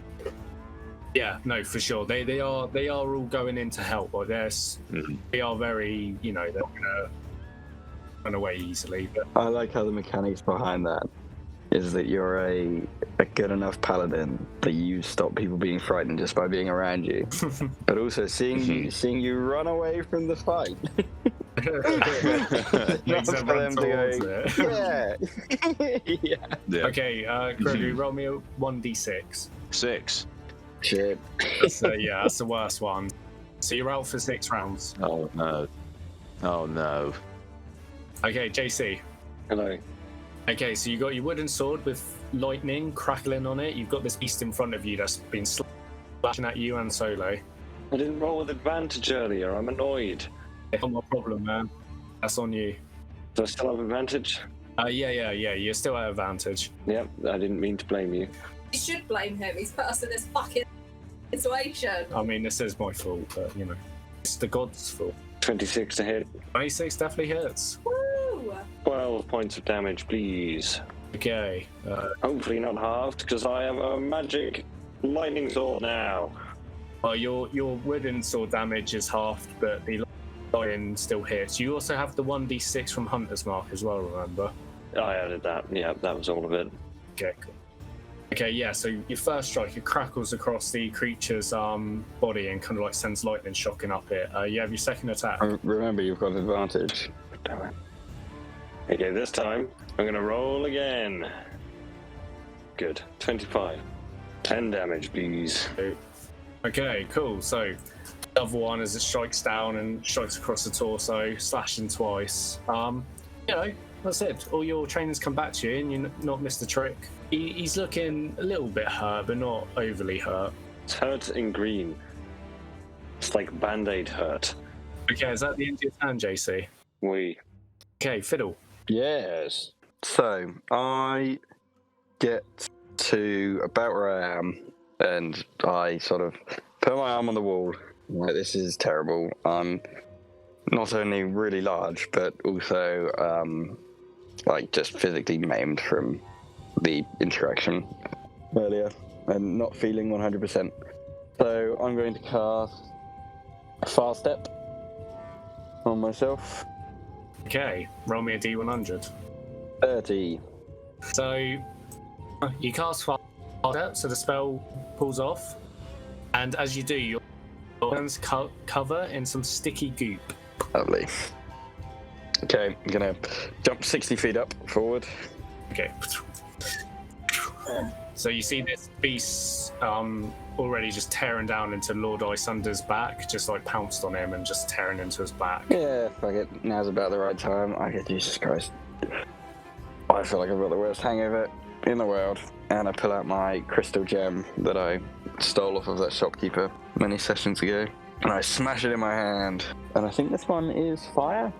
You took a fire gem off Sahala's room. She had a fire gem that you successfully managed to knock off. Yes, and I had I knew I had two at some point. I had a water one and a fire one, and I've used the water one. Yes. So the water one was from the shopkeeper, and this one is from Sahala. Okay, so you're going to use a fire elemental. Yes, please. Okay, cool. So you use your action to crush a fire elemental, and you see this like huge writhing flame of just elemental plane of fire force just erupt in front of you. That's at your command. Nice, beautiful. This is what we were hoping for. Okay, perfect. Yeah, I think that's going to be pretty much the end of my go. What's your command for the fire elemental? Attack the bad guys, the fire guys. Attack and kill them. Okay, so you point with your sticky gooey fingers at the beasts and say attack, and the fire elemental sort of nods. And then on his turn, it's going to run over to this one, and it is going to boom, boom, boom. So they both take 5 damage. It doesn't seem to be resistant to it. However, Lord Isunder starts screaming as he is burnt to his wrist. And I'll let you roll the fire elemental's attack. Nice. That's nice. Yeah, just gonna go over and touch him. Poke him with his finger. Yep. 16 to hit. Doesn't hit. Got 2 attacks. That is a 17. Doesn't it? Okay, so Back to the top initiative. The fire elemental, does it want to run over to the other guy and set him on fire as well? The other bad guy? Yeah, can, sure. 10. Takes 8 points of damage, that one. Nice. Okay, right, top of the turn, everyone sort of run away. Alright, Soleil, you're up. I'm gonna grab JC. I am a large lady. I can lift heavy weight. You can. So I would like to pick JC up with your consent, JC. You have my consent. Fantastic. And then I'm gonna fucking dash out of there. Okay, the beast is going to take a opportunity to... Blindness! Okay. It always hits me anyway. Okay, so disadvantage. That is going to be... What, a 5,500? Not quite. It's going to be a 25 to hit, though. Yeah. It's going to be 14 reduced to 7. Okay, and then remember I have my regeneration, so it goes back up to 48. Mm-hmm. Okay, so we're fucking 5, out of there. 15. So you'd be at half movement carrying him. Does it work? Yeah, I'm not sure. Ben, what's the ruling on this? If you're carrying someone... Size larger, like Yeah, if somebody is like unconscious and you pick them up and carry them and move them, then yeah, you're at half speed. If the person can move like this, I would say that, if JC is okay using all of his movement next round to do this move, then just move them both like their full thing and just say they're running together. Yeah. It's just that JC then is using his movement now instead of later, but it just sort of means that you don't end up with, one person running 30 feet and then another person running 30 feet and then another person, you run together at the same time. Oh, I like that. JC, are you alright with that? So you have 0 movement speed. Soleil's moving for you. I consent. Okay. Yeah, she's grabbing your hand and running, Doctor Who style. Right, let's run. Yeah. Yeah, run. You're being dragged. Dragged. So it gets you up to here. So it gets you up to the main entrance bit. You still have your action to dash if you want. Oh yeah, fucking right. Dash me out. 5, Dash us 10. out. Come with me, JC. So you can now see a beast of Malar on top with this fire elemental that's going berserk and Fiddle standing near the top of the stairs. Come on, fatty, we must go. Yes, I'm going. I think she was talking to me. Okay, so that's your turn, yeah? Yeah, that's my go. And I think the room we're in is becoming more and more on fire as well. As this elemental rushes around, it sets everything on fire. Yeah, there's a lot of flammable things, hence the with the don't bring magic weapons in or wands, because wizards are known for fireballs. Mm-hmm. So this beast of Malar takes 1d10 fire damage, start the turn, 7. He's just gonna try and attack the fire elemental. Wow, what 2 nat 1s on both attacks, that's amazing. Okay, well he can bite the fire elemental. Is it wise to? Nope. It's 11. And the beast here. Every time they attack the fire elemental, they take 1d10 damage. Okay, good to know. 10 damage. Okay, this beast's going for Soleil. That's going to be a 19 to hit. Yeah. Dirty 20 to hit. Yeah. And a 29 to hit. Yeah. 32 halved, so that is 60 damage to you, Soleil. Mm-hmm. There's now run in your way. Gregory, you're up. Oh, sorry, Gregory, you missed your turn. Claude, you're up. You're currently being carried and Soleil's being attacked by a beast in front of her. What are you doing? So, do I have any actions? Do I have a bonus action? Yeah, you got bonus action. Can I throw some pocket salt at him so we can escape? I'll say yeah, just for the lols. Thank you. What's the DC estimate on it? DC 15, or become unable to breathe. What is it? Wisdom. Constitution. Plus 11, and he rolled an 11, so 22. Fucking hell. So you Alright, that's the end of my go. blow out the salt in your hands, and it just looks at you, doesn't react at all. I'll save us! Soleil, help me! I start blowing. Fiddle, you're up. I go, let's get out of here. And I'm going to cast Yeah, fuck it. Dispel magic again on the rift. That might save some more people. What level are you doing it at? I'm just doing it at a 3rd level, seeing as whatever I do it at, I'm gonna need to roll. Okay. There's no advantage to doing it at a higher level then. Fuck's sake, that's a 9. Again. What is wrong with my roll? Sting hand once more, as you can't quite grasp it. Come on, guys, let's go. Are you running? I'll wait here for a second, just to sort of see what's going on. I want to make sure that those guys can, get out. Fire elemental. Try striking, misses, but it's doing a lot of damage and it's holding them off, which is the main thing, I think. Yeah, there's definitely a lot of carnage going on. You got the Blue Dragon Knights who have run down now, like either side of you, Fiddle. They seem to be joining the fray to sort of hold this off, while everyone else has sort of run off now. Okay, Soleil, you're up. Okay, so I'm just gonna take a chance. If you're okay with it, JC, I want to carry on running. Yeah. So I'd like to run my feet with him and take the opportunity attack. Go to Fiddle. That's going to be a 17 to hit. Yeah, hits. Okay. It's going to be 12 reduced to 6. Okay, so I'm on 30 because of my generation. Okay. And if it's okay with you, JC, I'm gonna pick Fiddle up instead because he's fat and waddling. It's okay, I can move 60 feet around. I'm magically moving. I'm teleporting all over the place. What? I'm hopping all over the place. Oh, okay, then I'll keep JC on me. And then, do you fancy doing a dash to get the fuck out of here? Yeah, let's bounce. Yeah, run to the Dragon Riders Club. Meet up with Gregory. I'll be there soon. Okay. I'm hoping Gregory's on his way back at this point. Perfect. Meet you at the Dragon Riders Club. Greg's coming back with all the weapons and armor and everything. It's gonna take you like 10 minutes to don all your armor. You're in like full plate. It'll be like half an hour. So I'm going to say for expedience sake, Fiddle, what are you doing? Because you're like basically the last remaining NPC character in this. Yeah, okay, yeah. I think I'm just gonna dash up with them then. I'm just gonna teleport along with them. Okay, so I'm just gonna have a look back in there, see it all on fire, see the knights like stood there. Like, yeah, you know what, fuck this. Sorry, Baranados. easy enough. So you teleport up. I'll say you'll just use one slot for your. Oh no, because you've got the fast step going, don't you? Yeah, I've got the first step. Oh, actually, no, yeah, I might teleport in towards Baranados just to see him. I do feel bad for leaving him. Can I, Okay, jump into use that the doorway slot. and have a look into that wall? Yeah. So I can do 60 feet and then waddle a little bit. Okay.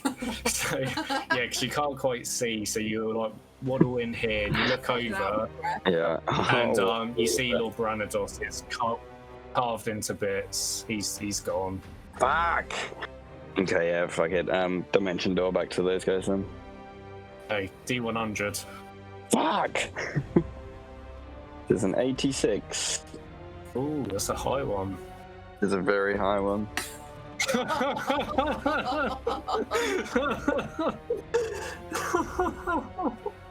Come on, tell him.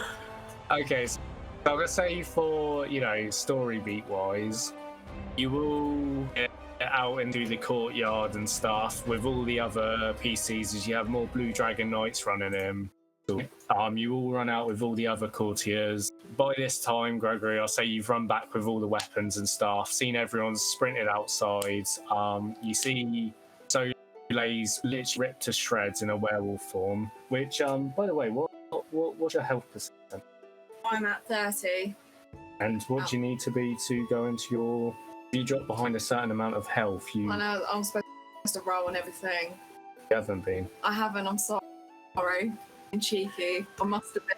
We would have died. You've done. I'm sorry, I deceived you. You've done a Bobby where you looked up the monster stats. Oh, What? No, I didn't. What? No, I didn't do that. When have I done that? Honestly, any other time, I would have done it, but I was panicking and trying to get JC out as well. All right. I'm sorry.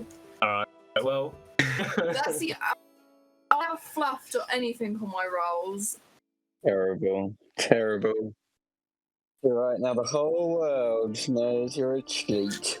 Okay, I'm well, sorry. anyway, so as Soli runs out in a heap of disappointment, I'm with sorry. JC over her shoulder, you see Gregory run back with all the weapons armor. He's got like half his armor on and half it's hanging off. He's like got one shoe on, one shoe off. You see the castle starting to erupt in flames, where there's wooden beams and stuff in one section of it, and in the night sky you're seeing the cracks that have appeared in the sky. And Gregory, as you run up, you're like out of breath, got all these weapons in your arms and stuff. You see Fiddle appear out of thin air and kind of land onto his bum, and he's like really overweight. And Fiddle, as you land on your bum, you see where your arms have all the goop on it. They start forming into one limb. Tentacles come out for arms, as you're now fat, stumpy, and got tentacles for a bit. God. What has happened? This has been the worst party of my life. So what's this? JC still conscious? JC's still conscious. Okay, all right, great. Okay, so yeah, I take the bow and I was like, okay, everyone, here's your weapons. Take them, armor, put it on as fast as you can. We don't have time. We have to leave now. You chuck Fiddle his magic items and you can't grab him because of the tentacles. Because is there anything I can do for that, or is that just a status effect that's just gonna like, be there? if you do like lesser restoration, I'd say you like get rid of it. 'Cause it's just a magical effect, but I mean it'll go after a bit. Yeah. Oh yeah, I'll leave it as is now for then. As you're all kind of standard courtyards, you'll see, like, looking around, you see all these courtiers all slashed, bruised, grazed, all of them all in shocks of fright. All other people are literally getting into the carriages and just riding out of the city, like just leaving. As you see more, What's the rest of the city looking like? the rest of the city's fine. Is it just the castle that's been attacked, or No. This feels very much a targeted attack. really? No way. And like looking around, and you see all the blue Jaggernauts all rushing in from where they've been stationed in the city into the keep. And you see Guard Captain Duch sort of shouting at all the guards to run in and stuff like that, and like secure the perimeter sort of thing. And as you look up in the night sky, you see the same image with the same recording up hanging over the city of Suzail, a big black skull with all these clouds around it going, "Oh hell, you came with the material plane. That's right." And it's just on repeat. Well, I hate to say it, but I think Dave was right. Does seem that way, doesn't it? We should find out if the Queen survived. Soli's dropping forward. Is there anything what did I see when I was riding towards the Dragon Riders Club? Have I seen anything else? There's no commotion happening outside the castle. You just rode by and you saw a lot of people who were going out on similar to last night's revelry. Everyone was just out drinking and enjoying, spending the last of their money. It was a complete shock to everyone. Everyone's sort of standing there in shock as they're starting to hear all this different kind of magical effects happening, and like sound screaming and stuff, and just rushing of soldiers rushing through the streets. Oh, I am a cheat as well. What? I didn't have my jacket or my backpack. Where was I holding onto this fire crystal? See, we all make mistakes. I was kind of really hoping that I'd get back just in time and I could break through like a window on my horse. That would have been cool. Yeah, that would be heroic. Right, Soli's gonna rip off her dress and just chuck it into the fire, and then just fucking pick up the revolver and shit. Oh, that was 250 gold! To me, she's fuming at you. And then she's gonna start walking off. To what? Get the dress back? Can you make a roll before she does that? Just, roll for sureness of burning 250 gold. I don't care about the dress. I'm angry and I'm hurt. I'll say if one of you want to roll a sleight of hand check to get it out. crest represents patriarchy. Burn it. Yeah, she's definitely walking around naked now. It's been ruined already. It's already been slashed to pieces.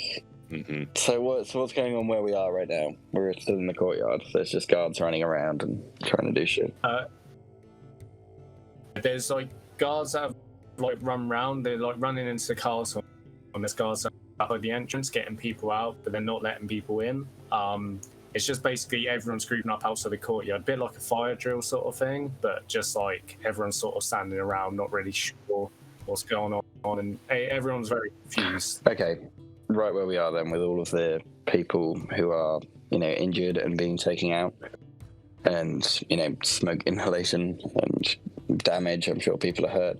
I'm going to create the door to my mansion and start shuffling in casualties if anybody needs help, and we'll just sort of set up food and water and biscuits and take people in for first aid essentially. No, amazing. So you shoot up the door, carrying casualties this way, and the blue dragons are wear it first, and then guard captain Suzail comes over. You assure him, let him check it out. And after a couple of minutes, he's assured that it's all fine. And the casualties that are brought in, the most damage that was done wasn't the beast of Malar, although there are quite a few slashed up courtiers and victims. Most of the damage were the mages. You look around, especially you, Fiddle, you're clocking this. About 50% of all the mages in the castle are all dead. Jesus. And a lot of them are all suffering after effects similar to what you have, others different effects, but they're all completely in shell shock. And they're just so you're looking at all the mages and you're like, fucking hell. I go up to whoever is in charge of the Wizards of Thay, and whether other mages are there or not. And so I think if all of the mages would like to head through to the library, I'll be through in a moment. You can still be served food and get medical attention in there, but I think we all need to have a chat. I'd like to go and speak to Guard Captain Suzail as well. Okay, so I'll get to that, Gregory. As you go up to the Red Wizards middle, they're actually getting into a carriage, a couple of carriages. You see the one you were chatting to, he's dead on the ground. Oh, are they? And there's a female one with a shaved head. He seems to be sort of the leader of the entourage, and she looks over and she's like, just puts her hand out. She's like, "You should come here. This is a mistake.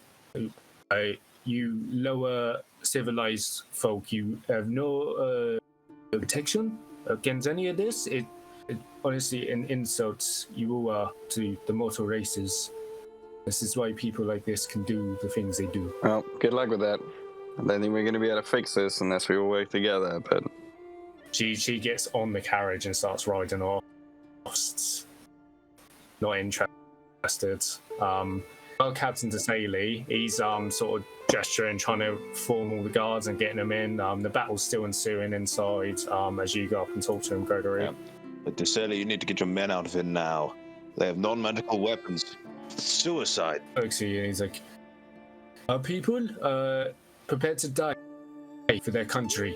Which I know you mercenary types do not value that highly, but for us, people who are from here, from Cormyr, from Suzail, is our home."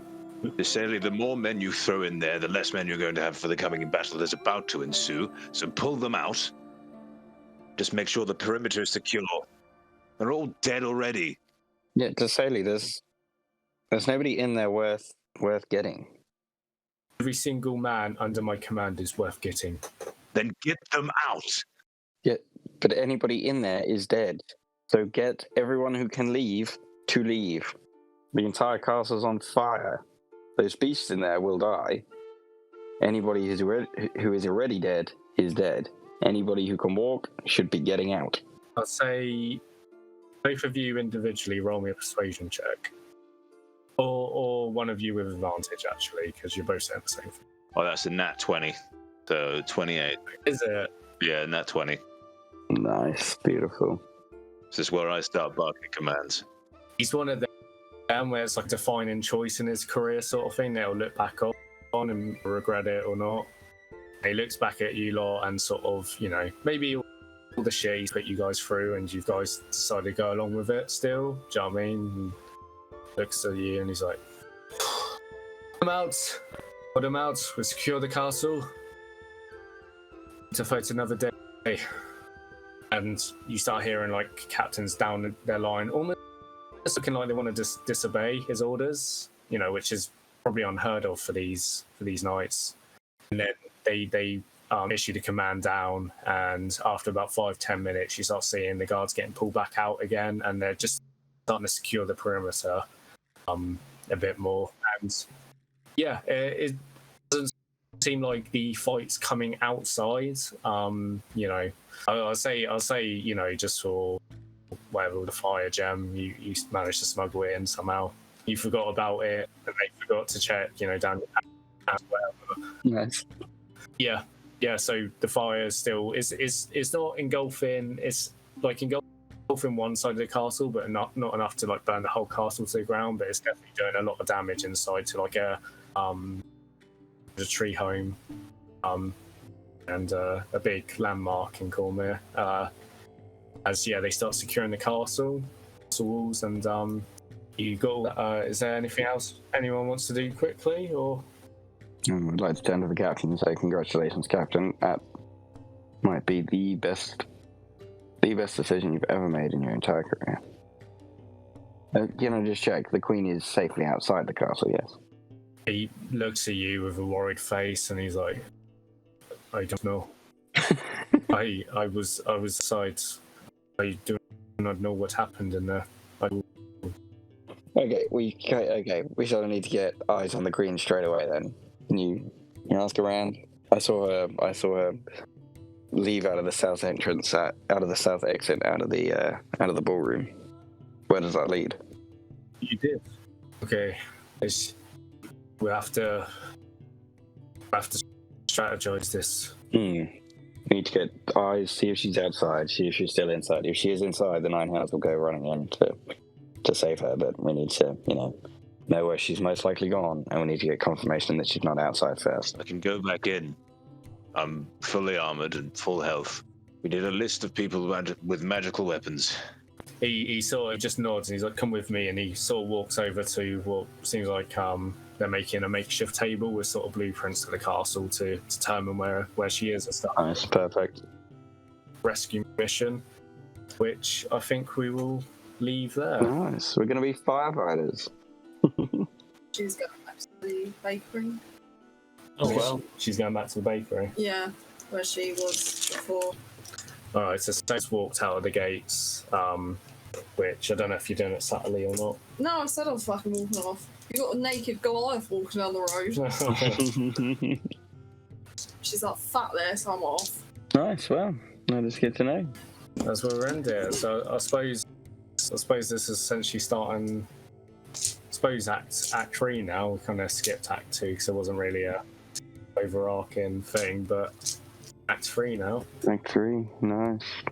Can you give us a bit of a flavor ending? Describe what we see as we stand there in front of the table with this burning building. Yeah, you got that kind of courtyard where everyone's come in. You've got that table. Got a couple of the high-ranking high knights standing around. You guys have joined in. Sutherland will be there as well because he survived. Sort of willing to help. It's one of those things that enemies always come into clash, but when there's a common cause, come together. All sort of almost, like I said, everyone in shell shock with the scarring on the night sky. With you would see as well actually forgot to mention the where you were looking over the Dragomir and the Sea of Fallen Stars on the horizon. You just see this one white semicircle. It doesn't fill up the whole horizon, but on the small bit of it, it's just where if you're looking at it closely enough, and then those of you who savvy with survival and geography, probably picture roughly where Salt Rock would be. I mean, where Salt Rock is, right? Well, however you want to interpret it, man. Where there's like 1 million people live. Jesus Christ, it really is the end of the world, isn't it? What I'm thinking about right now is Moloch. He's got to be here somewhere, the bastard. God damn it, Dave.